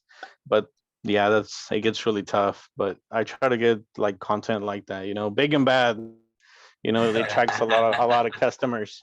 Setting up 50 units, I think Yep, that would be kind of difficult. it is difficult, but customers love it. I mean, it's all about kind of poking the bear, and I try to make content like that, and it seems to work on my end.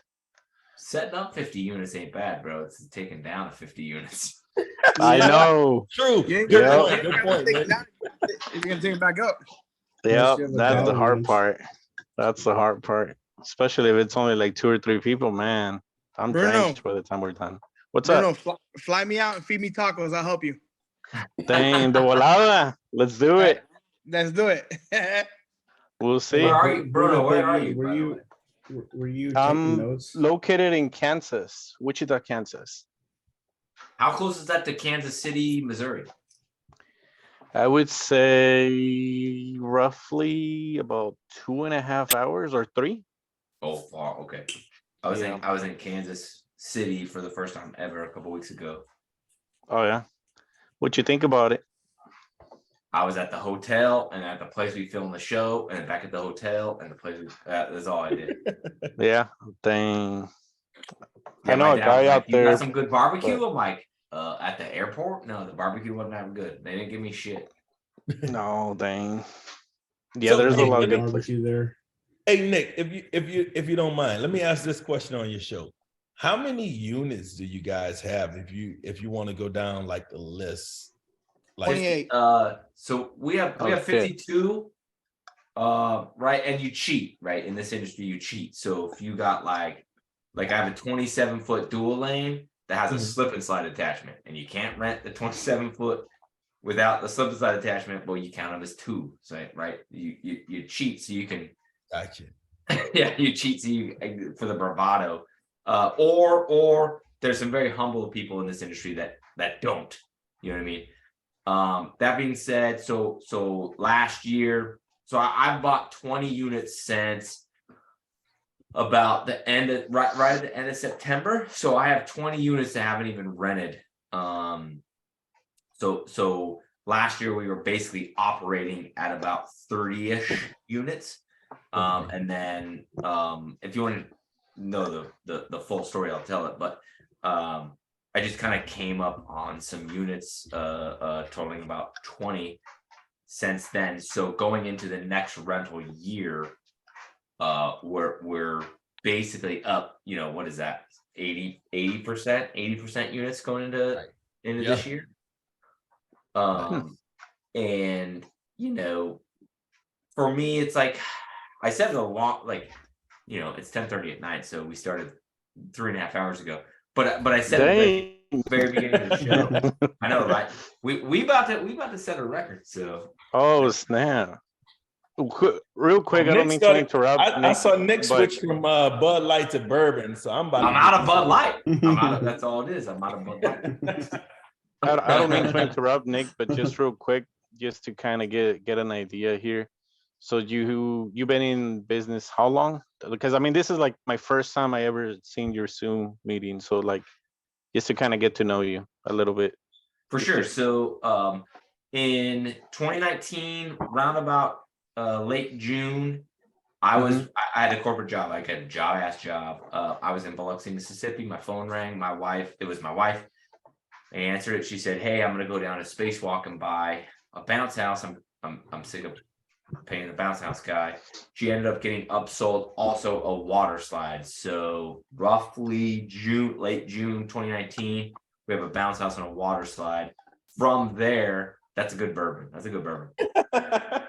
Sorry. From there, you know what I mean? It kind of scales organically. However, I end up to be kind of a lucky person just because I like people. So it scaled quickly. And then I hired my second employee in early 2021 and got a DM from a guy who I helped start his business in Ohio. He couldn't roll a combo, and I was training a guy to roll a combo. So I handed my phone to Ethan. I said, "Ethan, film this." I think this is going to be the YouTube channel. That was late April 2021. I posted that in Stephen Porskin's group, Bounce House Rental Operators, as a private video on YouTube, and it went like mini micro viral. And I was like, "Oh shit, this is the fucking YouTube channel." And then about 2 weeks later, I posted my first real video, and then that's kind of like, right, we'll do a cliche that the rest is history from there. But overall, though, like in the grand scheme of things, like not that long, like less than a lot of people think. Yeah. Gotcha. Interesting. Your glasses are amazing. How do you do that? What? I'm glad you asked the question, Josh, because I was thinking the same thing. They follow your. Maybe everybody else knows how, but not me. Bruno, don't tell him, because then you're gonna have everybody doing it. I know, right? Yep. Dang. Well, I guess the next thing we got to ask is, Freddie, how do you pay your 14-year-old daughter $5? That's the other. Dang, $5 an hour. That's much you should, because they're living with you. Hey, I knew he was stingy. Because if I show you her closet, you will see all the Jordans. You'll see all the Jordan shoes and the Coach that she makes me buy. Hold on, man. Hang on. Uh-oh. I'm not gonna blast. We didn't woke the sleeping giant. Wait, so let's go back real quick to that question. So how many units does everyone have in this chat? So we got like what, 14, 15? Let's go. Well, Freddie's walking. In my list, I'm looking down. Freddie's I'm back. Hold on. Freddie. Hold on. See you, Freddie. Trying to turn this stupid camera around. Flip it. Man. This is what she rocks. Damn, at 14? A Michael Kors. That is a Michael Kors clutch. Man. It's a freaking little holder to hold her AirPods that she lost. One of the AirPods at IAPA. So hey, you can get the right AirPod. You can get the right AirPod on eBay. It's not that expensive. So she must work a lot of hours. So that. I tell her, look, you either come work with me and I pay you and you don't fight me, or you come work with me and fight me and I don't pay you. And then this is what I get. I get the bull crap candies that are like $30. Yeah, I take really good care of her. Nah, that's what's up. That's good. So Freddie, getting back to it, how many units you have, Freddie? I have 28 units, I believe. Honestly, I don't even remember. Let me see. Hold on. Are you counting them in your garage? We're just counting inflatables, right? Yep. We're just counting inflatables. I honestly don't know either. 3, 4, 5, 6, 7, 8, 9, 10, 11, 12, 13, 14, 15, 16, 17, 18, 19, 20, 21. It's a good problem. 22, When you 23, can't remember. That's when you. Yeah, I'm like, how does he not remember? That's me. I'm Damn. like, I'm 28. like, how many you have? Like, I only say 52 because I answer the question all the time. But like, it might be 48, it might be 55. I got I'm about 28, the same with Nick then, and like around 50 and and 55. two of them are retired. Okay. So if you want a retired unit, I'll sell it to you. On the cheap. How retired is it? I just don't want it anymore. It's Bro, I faded. love you. It's got a I little love fade. used units. I love used units. That's Me the too. best shit. Oh, Really? I've got Let's a get Disney in the oh, Princess okay. bounce This house. is I got this for is like gonna get 350 interesting here. bucks. Oh, it's the best, bro. Why though? Best. It's only Nick, the why best not? because the ROA is better. That's it. It's the only reason. If you're Yeah, gonna but argue these, fight I'm me. sorry, I have to disagree with that one. I like new units. Oh, I love Oh, Love everyone brand likes- new units. everyone smell likes me. when you open the bag. I love Yep. you. Yeah, that's mold from Dude, China. a used unit, like you can see it a dude on marketplace selling a used unit for 1,400. And as long Yep. as you ask the right questions, like this motherfucker will be like, oh, here we go. This guy knows what he's talking about.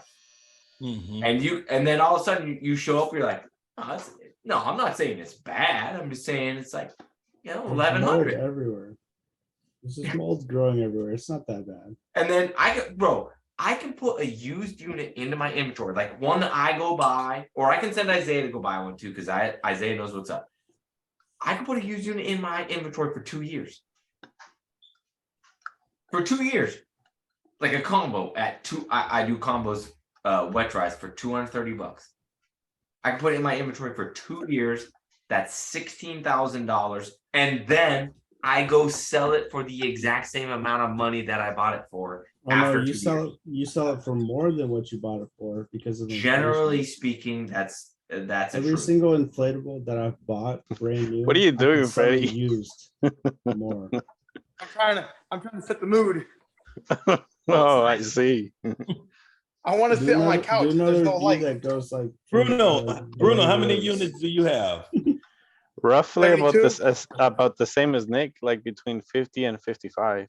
Okay. I kind of focus more on multiple units rather than buying this newer units that I don't really know how well they're gonna do. I try to You're get smart. multiple of the same ones that are hot renters in our Oh, area, so gotcha. that way we make a lot more, and that seems to work pretty good so far. So That's You're like smart. Yeah, for that's example, it's Very- underrated. It's underrated advice. Like the way I've grown the jump off, like I do have some multiples now, like out of luck, but like I'm so aggressive at buying what I see, like used units, whatever. Like the inventory ends up, and I'm thoughtful about what I buy. Like I don't buy bullshit that's used, but once you get to a certain point, like just buy all repeats of the same stuff. Yeah. When I was at IAPA, I was talking to I don't fucking remember who I was talking to, but they were saying that Busy Bees in Boston has like 6 units. Like they have I 600, mentioned but there's that like the last street, 6, and each one they have 6. 100 of. yep. They Wow. focus Damn. more on the one that rents out the most, and I think that's really something big that, like you said, a lot of people don't really look at. They go for the new and bright, or sometimes it's a hit or miss kind of thing, That's me. and I guess you kind of learn from your mistakes, and if they don't work out, then you sell them. But I try to look at those things. Colors are probably one of the biggest things that a lot of people sometimes don't look at. You got to worry about who you're targeting. You got to measure everything, and those are some of the things that I feel like people don't really look at too. Like what kind of started market or doing what that, kind of and people you're targeting. Everyone looks up to them because they're killing it. They're making so much money and stuff. But I feel like, I don't know. I just like to have a bunch of different units, even though it makes it Same. harder. because it's like you offer a different variety, but who knows, like, I don't know anyone else that lives in their area who's doing this stuff. They might have a monopoly where they're the only ones there, and so they can just have 100 of 6 different units and just kill it in the game. But like over Yeah, here, you can't go off what they do because they're so big. Like they have scale that, like, no offense to anybody, but like we'll never get to. You know what I mean?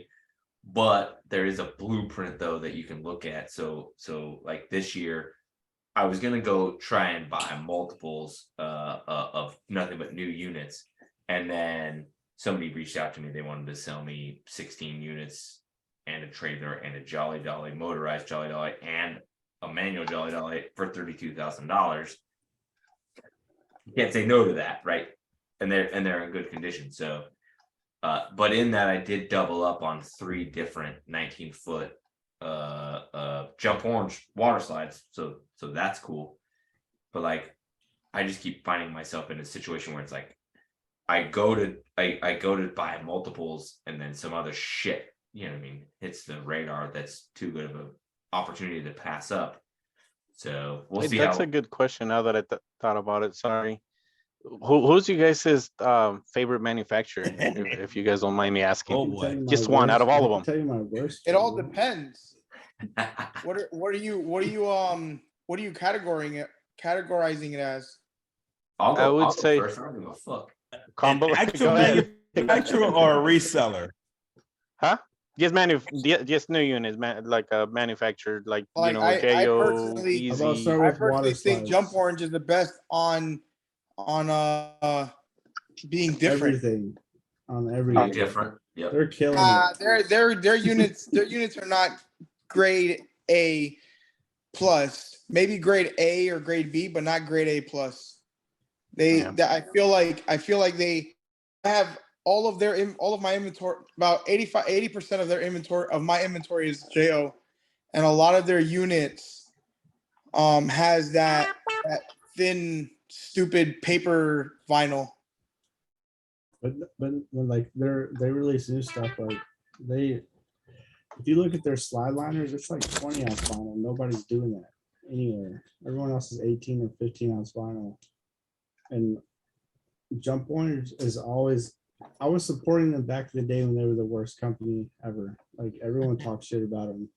Nobody like wanted to buy anything from them. All their shit was garbage. But It like, rents. right now when I look at, because the Vietnamese people, they know how to sew shit, and they're like listening to what everyone's saying. Like Bouncing Angels is not doing that. They're getting their shit. They're not making that shit there, California.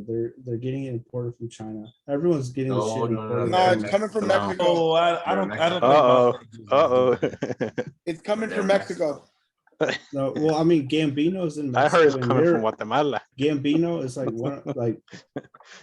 one of my Panama. third water slide I've ever bought is from Gambino in Mexico. That thing is still like the only thing that looks still brand new. So Mexicans know how to sew. I know the Vietnamese know how to sew too. All you got to do And- is listen. If you talk to Gary and John, they'll tell you straight up where it's from. Well, yeah, And- John told and me like everything when I you- went to Bouncing Angels. He told me, he's like, no. He's like, Ruben over here, he's getting it from Gambino. He was telling me everything. Yeah, as long as the whole thing with vinyl, to sew vinyl, is find somebody that knows how to sew leather. You know how to Yep. sew Yeah, leather. and you'll the be able to- Chinese, Asians, they know how to sew the best. Malaysia. That's where I mean, all, Easy like shit's made look now. at your clothes every day that you wear, and look in the What- back and see what the tag says. I had a unit that came in today, or it came in yesterday, and it came in and it was like, it was supposed to be from Big Top, and it was like, Thailand, Polynese, sewing company or something like that was on it. Big Top's not a manufacturer though. Big Top's an importer. They don't. Yeah, reseller, right? Yeah, Right. yeah. And that's what I was. It's a lot of moonwalk. Moonwalk USA. So what? Yeah, a so lot- them and Moonwalk are the they sell the same exact shit. So I was gonna ask that, like, because when I look at Bouncing Angels, I look at like Jumping Jack, Jump Orange, those guys appear to me at least to be the only ones manufacturing their own shit. Like, No, is wait, it Jump Orange doesn't. It's all Probably every unit you get says Corona made in Bounce Vietnam. was, and now I know he's Ooh, not. He's in. he he's in left. cahoots with Bouncing Angels. Ultimate Jumpers is the only one off the top of my head I can think of that's still made in the USA. okay? Yeah. Albert. Yeah. But you don't need. You don't need the made in the USA. Like and when people Yeah. DM me, they're like, I want Yeah. some USA shit. I'm like, no, you don't, bro. Yeah, I know. You don't. Listen, Because what's the difference of a Mexican making it in California and a Mexican making it in Mexico? right. Well, a That's Mexican making it in Perfectly- Mexico, they're yeah. gonna work. They're gonna work harder because a lot of the Mexicans I know in Texas, they work so hard. Like in Texas, when you live in Texas, when you think of a Mexican, you think of they're the hardest workers. You've never met anyone who's worked like as hard as them. When you come to Arizona, Mexicans are a little bit more lazy. Yeah, I'll turn him off. But yeah, like in Mexico, I'm sure that they're freaking killing the factories, just like in Asia. I would way rather prefer like something being sewed made like in an Asian country or Mexico, because I know how Listen. people work in America. Work. I'm not, Yeah. I'm not gonna say that I have or haven't designed any inflatables before, but Well, yeah, you can go to Leisure and have them design your stuff. yeah, Hey, wait a minute. Leisure is out here in Tampa and St. Pete with me, so Yep, and they're great. Their units Leisure's, are awesome. I love Leisure's them. good. Leisure's good. Oh, okay. Leisure's good. I always tell everybody like, right, I got good relationships with multiple different manufacturers, but when people ask me like, where should I buy inflatables from? I'm like, where the fuck do you live? Texas? Cool. sales rep. Here's who you should buy. Like, China. buy from the shit that's local, but I tell them to go to the reputable companies. Like, Yeah. I love EZ, but like if you ain't in Houston and you ain't in LA, buying from EZ, you got to pay shipping. So if you're in Tampa, just go buy from Bounce Wave. Like, you know what I mean? Right. Like, Right. because it's all good stuff. It's all made in China or Malaysia, right? Yeah. And it comes down to like those factories have no fucking clue what they're doing other than what you tell them to do, and they're good at sewing inflatables. Like they don't design inflatables. So yes. So the design comes from the person in America, the sewing comes from the person in the other country, whether it's Malaysia, China, or Mexico. So if you like the designs that Bouncing Angels has, buy from them. Yes, they're manufactured in Mexico, or HEC is who I think pushes the envelope of innovation. And I don't know if they're Malaysia. I think they're China, but I don't remember exactly. But it's like They're headquartered out of Orlando, right? Yeah. Yeah. Okay. And Nick, you they can't invent- forget about Unique Jumpers. That was probably one of my favorite ones. Who's unique? I don't have a unique, but I know Unique Jumpers. They make a bunch of like crazy designs in their inflatables. I don't own anything. Oh, from that's them. and inflatables. No, Unique. Yep, Unique Jumpers with Who's- Boris. What's the line for inflatables? Like the letter inflatables, but they have another line that's Yeah. like Oh, I know what you're crazy talking shit. about. Yeah. Let me look it up. It's something. I've only heard good things about Easy though. I only own one combo from them. HEC, I always hear good stuff from. Unique, always hear really good stuff from. You don't Yep. ever hear bad stuff about those three. Mhm. The only thing about Unique Hey, though is let that me- it's really expensive. Yeah, they all are. What's I was another gonna good say, inflatable? let me ask this question on you guys combos and inflatables. Do you guys do the and I don't know the difference, so please educate me. The pools, like some people are like, oh, we got the inflated pools, we got the splash pools. Like, I don't want the pool that's gonna hit the ground or the kid gonna hit the ground when they hit the water. They won't though. Well, Like so. Go, Josh. Go ahead. Yeah, Go ahead. you go ahead. You go ahead. Yeah. So the pool you're talking about where the kid comes down the water slide and hits the ground is like the regular pool, right? If you rent the slide dry, they don't go fast enough to land into that. Like, and this is like a whole can of worms we can get into. But you do have to fill that pool with some water prior to the kids coming down so they don't get injured. That being said, I've seen about 1,000 kids comes down with no water in it and nobody gets injured. They just hit they just hit the grass. Yeah. If you buy the slide without the deep pool, like they just slide down, it's like the landing pad or whatever.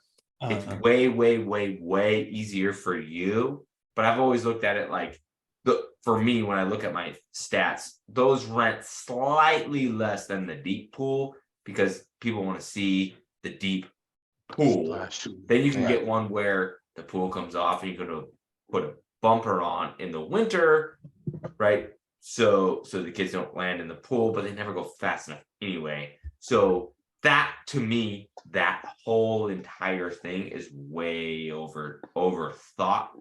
You could just rent out a thing with a pool and it's no big deal. Okay. I was gonna say exactly what Nick said. Like, but there's some people too who they want extra pictures of my combo, of my water slide to make sure that there's a pool in it. It's gonna be way harder for you and anyone who works for you, because when it's an inflated bottom, it's not a huge pool that you have to drain out. It's so much easier with everything. But there's some people who are like, so last year I rented a water slide and there wasn't even a pool in it. I just want to make sure that yours has a pool in it. And I rent both. Like, I have inflated bottoms and I have ones with pools, but I have so many more people who ask me, like, does yours have a pool in it? Because we want one with a pool, especially in Arizona because it's so fucking hot over here. Josh, let me ask you this question. When it hot as says hell. inflatable pool, because to me, Inflatable pool bottom. means you're not hitting the bottom. Yeah, Like, inflatable inflatable bottom, pool like means inflatable bottom, it's got maybe like this much, like 2-3 inches of water that's in Okay.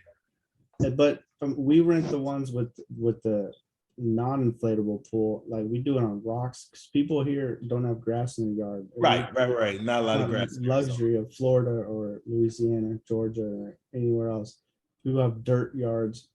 All we do is we lift up the pool liner, we stuff a bunch of pads under it.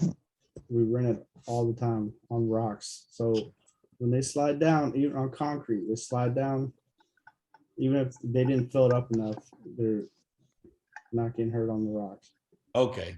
But people, from my experience, people prefer having pools for some reason. Same. Agreed. So the only thing that I have on a splash pad is pretty much anything that's for a toddler. Yeah. Okay. Everything else is cool. Interesting. Okay, so with your pools, Freddie, like how deep are your pools? Are they still the same, like the 4 to 12 inches, or what are they? Yeah, they're I don't know why they call them deep pools, because there's not a shallow pool either. I mean, it's just a freaking it's a pool that my 1-year-old can stand in and she's not gonna drown. I mean, yeah, it's just that stupid little pool. Okay. Yeah, it's kind of a non-issue. Like if you go no deep pools at all, like right, and then you get to 30 plus units, your life is slightly easier because you don't have to drain pools when you get there. Yeah. That being said, draining the pool when you get good at it, it's like 60 seconds, and the people prefer it. I don't even drink. I don't even because drink the pools. grass. The grass is gonna. Oh, grow you so roll? much better. Yeah, I've seen that shit. You roll that shit backwards, huh? Like and push it Yep. out or whatever. Yep, roll it backwards. Because my thing is, whenever you pick up, what are you gonna do with it when you get home? You gotta unroll it. So I roll don't. it. I You don't. leave them Not wet. No. know. I have Oh, I have no. a 22 Clean on- 22 clean foot on dual site. lane at the warehouse that's wet since September. It's never That's been. what like my lava. That's is- no is- longer wet. That's mold. I keep telling the guys, I'm like, bro, blow up the 22, Oh my blow up the 22, and they're like, I've been busy, I can't, dog. It's still I got it's two. the This one is the it's the first one year water slide on ever. the list. First year ever, I have two that were not winterized. They're still wet. I know when someone goes to rent it out, it's gonna be so moldy. But I'm gonna unroll it the day before with some whatever the mold spray is called and It's spray it. yeah, it's just not that You know big. what? People trip the fuck out. They're like, You know what dry kinda my makes me water feel slides better out. I that- blow them up for 2 days straight, Monday and Tuesday before next weekend. I'm like, why? They're going back to go get soaking wet. Like, and I live in the most moist state in the union, and I've never had a problem with mold. Like, Yeah. Well, customers love to see. They love to see because I buy these different attachments with the little soak guns, and customer you go there with a dirty ass water slide, and then you spray it and it's Hell like no. covered in foam. No, yeah, you spray it and they're like, oh my gosh, no other company has ever sanitized it. This feels so good that we're knowing that it's actually being sanitized. And Yeah, I'm like, because yeah, they're that's they're what we looking do. at a dirty ass unit. oh, it's so funny. All we do is Sorry. customer service, bro. We drop off a dripping ass water slide from last weekend. Good customer service. People are like, Nick's the fucking best. Next thing you know, they got freaking ringworms. Well, you gotta They come build up back your on kids' me? immune system too. You're doing a used to benefit blow to up- the kids. Yeah, we used to blow up, bro. I used to blow up every water slide, right? I had to get that cleaned, fucking dried the whole thing, and we rolled the water slide. And then one day We I was don't- like, We bro, don't dry it. We I don't just dry don't- our units. What? So you got mold, just as much mold. No, You're no, doing no. extra Because work. so hold on, let me finish. We don't dry it if we know it's going back out the following weekend. Hmm. And then if it's Every not, slide I if it is, got's going back out the next week. right. So I Ooh, would come hot home, take. open it up. I'll open it up. I'll let the masses of the water dry up with the sun. Because I have an acre and a quarter, so I can let my stuff sit out in the You gotta sun. re-roll it. Just leave it. That's a nice little flex there, Freddie. Yeah, just leave it rolled up and go blow it up like it drips at I the live in people's Florida. I'm on a house. quarter acre. Sorry. Bro, it But drips yeah. at the people's house, and you're like, yeah, man, it was a fucking big ass. We cleaned the shit out of Yeah, this we thing. It's just still cleaned it. That's why dripping. it's still wet. We just cleaned it. It's still Oh my wet god, from and you the gotta cl- blow up a 19-foot slide and re-roll a 19-foot slide. Just leave it alone. Well, there's a difference between being an So y'all got a entrepreneur bunch and a of dirty ass solopreneur. units. No. Yeah. They Your love it. customers Oh. would hate to see this Zoom. I got a bunch of dirty ass water slides. I need y'all to go ahead and PayPal me $100 each, For what? or I'm about to start going on your Google reviews. This is like, what is that, black Hey, mail or Nick. gray mail, bro? Hey, Nick, isn't this Zoom meeting being recorded? Boy, let me start looking at these Zoom meetings, these Google No. reviews. No, My the lawyer- guys go up the my stairs lawyer and will down love the that. slide with the spray. They got a spray when they pick it up, but they don't dry it Look, off. look, now you want to change your story. Yeah, I know. Now, That's the original now story. I want to clarify the story because you're coming with threats. That's the original They story. go up with and Lysol down. They and come clean down it with towels. because if you unroll it at your house and you sanitize it, you don't know if all those germs there might have been a couple germs that are still there that are multiplying. And when you go and unroll it at a house, you're leaving a dirty unit, but we're sanitizing on spot. You're right, but when you're, I Josh. know for my peace of mind that, and I'm saying this because it happened to my party that I had here, and it grossed the shit out of me. So you don't know what kid done shit or pissed in that pool. That's why you clean it out the next customer's house. But you Sometimes got- you there's got not a enough piece of time dirt though. hanging We in there. sprayed it. We Yeah, I dried it. wish I could do that Whoever's like picking how up the Josh bounce is house, saying, though, but I don't think whoever it pick- can. whoever's picking up the bounce house should say like, hey, it smells like shit. We're actually gonna have to unroll this one. Because I have a pile like whenever they come back from the weekend, they put everything back on the pallets, but there's a spot where it's like they know if something is really fucked up and really shitty, they put it over here in this pile. And that's the stuff that we unroll, we clean up at the house. Yeah, we low key have a similar system. Where it's like if the guys are like, boss, this one is this, I'm like, all right, Yeah, you you gotta can't clean blow. on stuff. Yeah. Freddie, Yeah, it's y'all because gotta blow that one up. everybody has their own way. So like Yeah. some of the stuff that they say, it's probably not gonna work. Like for example, like I mean, we talk on a regular basis, and you know that my last stop it's at 12:30. So I really try to clean my units during the week, so that way I don't do it at the spot because I have to be done by 12:30. Right. I'm and not same with me, like my clean days are because I hate delivering Thursday in and the Friday. afternoon. It's fucking hot. So look, I'll show you guys my Yeah. my this is my warehouse. Those are dirty. Looks dirty. You can't see you can't see over there, but there's two more over there that are dirty. And hold on. So cool. There's the one I'm selling right there. Dang, dude, what if a $400 come crocodile get it. gets it? A crocodile. Or Hey, something. I got killer dogs. That one's dirty. I got 3 over there that are Yeah. dirty, and that one over there is dirty. No, that one's clean. I just cleaned it the other day. Did you just have him in the wild outside just like I'm about that? to say, like, dude, like you Dang. didn't clean them, but you gonna allow them to get dirty outside? What the hell? No, well, remember my cleaning days are tomorrow, today and tomorrow. Who's gonna And I clean got it? my little. Is that a chicken coop? Oh, you I got got my chicken chicken- coop on your The inflatable? hell is that?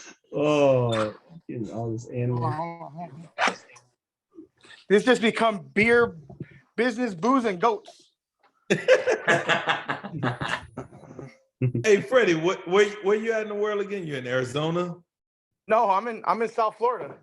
Oh shit! What part of South Yeah, Florida? you saw that grass. That's That Reese. grass doesn't grow. Oh in shit, Arizona. there's the goat. What you say, Freaking Freddie, Evergreen? bro. No, I'm in South Florida, Where in South Florida? Like what city? I'm in Tampa. West Palm. You're Oh, not okay. in West South Palm, Florida. gotcha. You're North Florida. I got you. West Florida. So We good. these So are, you these are all renting my like water slides. so he's renting all like these Tiger are- Woods and people like that. and shit I in West Palm. Damn. So these are my bounce houses. They're all out. And then I have Freddie my chicken You're coops. wild, bro. You store them That's in the why he- chicken my coops. blower. So this used to be my dad's what do you call it, horse stalls, and I converted it into to make money. I was tired of it seeing do nothing. But I That's actually just did a bounce combo for a lady that was 2 houses down from Michael Jordan. Exactly. So see, I said Tiger Woods. I'm sorry, I was off a little bit. I meant The Michael other goat. Jordan. Yeah, Sorry. Sorry. Wrong black guy. Jeez. And what she paid? She paid what? Fucking $8,000 for a fucking combo. No, she paid. I think it was like 8. I have to look in the book. It's like 8 something for a combo for 3 hours. For a goat poop Jesus combo? Christ. Jesus Christ. 3 hours. hard- Dropped it's it off hard at down there, y'all. dropped off Hard at down 10. there. Picked up at 1. Hey, did that Rosal or Good Time or GTF Dolly come into effect on that one? Yeah, let's see it. Let's see it. Let's see. Oh, your y'all want to see the dolly? No, we German don't want to see Shepherd? the fucking Dolly. No. You No. No, fucking- y'all want to see the dolly? Let's see the Jerry. Oh wait, Shepherd. y'all want to see something cool? Let's Yeah, see. we want to see you ride it. Josh, don't I got a viral encourage it. TikTok that I Don't ride my encourage Rosal, it. so come on. Come Well, my on. guys do it all the time. They sit on the dolly and they That's reach my behind and they antique twist it. foam cannon. Oh, Damn, it's it's like like a from real 1937. cannon, Yeah, what is, It's yeah, made- what is that, lead? They made of lead? That looks like a real cannon. I don't think you can see the dolly. It's too dark. The dolly's dark. Dang, how do you carry that with the donkey? That thing's huge, bro. We got a I don't combo see- going out tomorrow, so I I don't got the see trailer any loaded. power Oh, shit. dollars. You There went it to is. the, That's how you ride the an darkest antique. part. Yeah, we- There you go. this thing was the worst investment ever. What are you gonna do with it? Hey, adorno. Yeah. Just gonna My little- let my it little sit yard- there? Probably turn it my into little a real yard, cannon. My yard thingamajigger. I'm surprised it's not rusted Yeah. yet. Let's see that electric dolly though. 'Cause I don't even think you. All right, guys. Well, I better call it a night. I'll talk to you guys soon or some other day. It was nice talking to you guys. Yeah, I think we should all Bruno. call it a night. I think everybody should go Yeah. drink a glass of water. Yeah, this is probably a good time to call it. Yeah. See, it seems like you guys been here for a while. I kind of joined the party late, so Yeah, y'all but saw the my winners goat, now in you wanna run? sevens, we'll catch you guys Yeah. another night. See ya. man, it's been 4 hours. All right, good night. Peace out, guys. Thanks, everyone. But everybody that's still watching right now, like, you guys deserve a gold medal. Like, subscribe. All right. All right, Nick. That was an amazing episode, everybody. Thank you. Love you.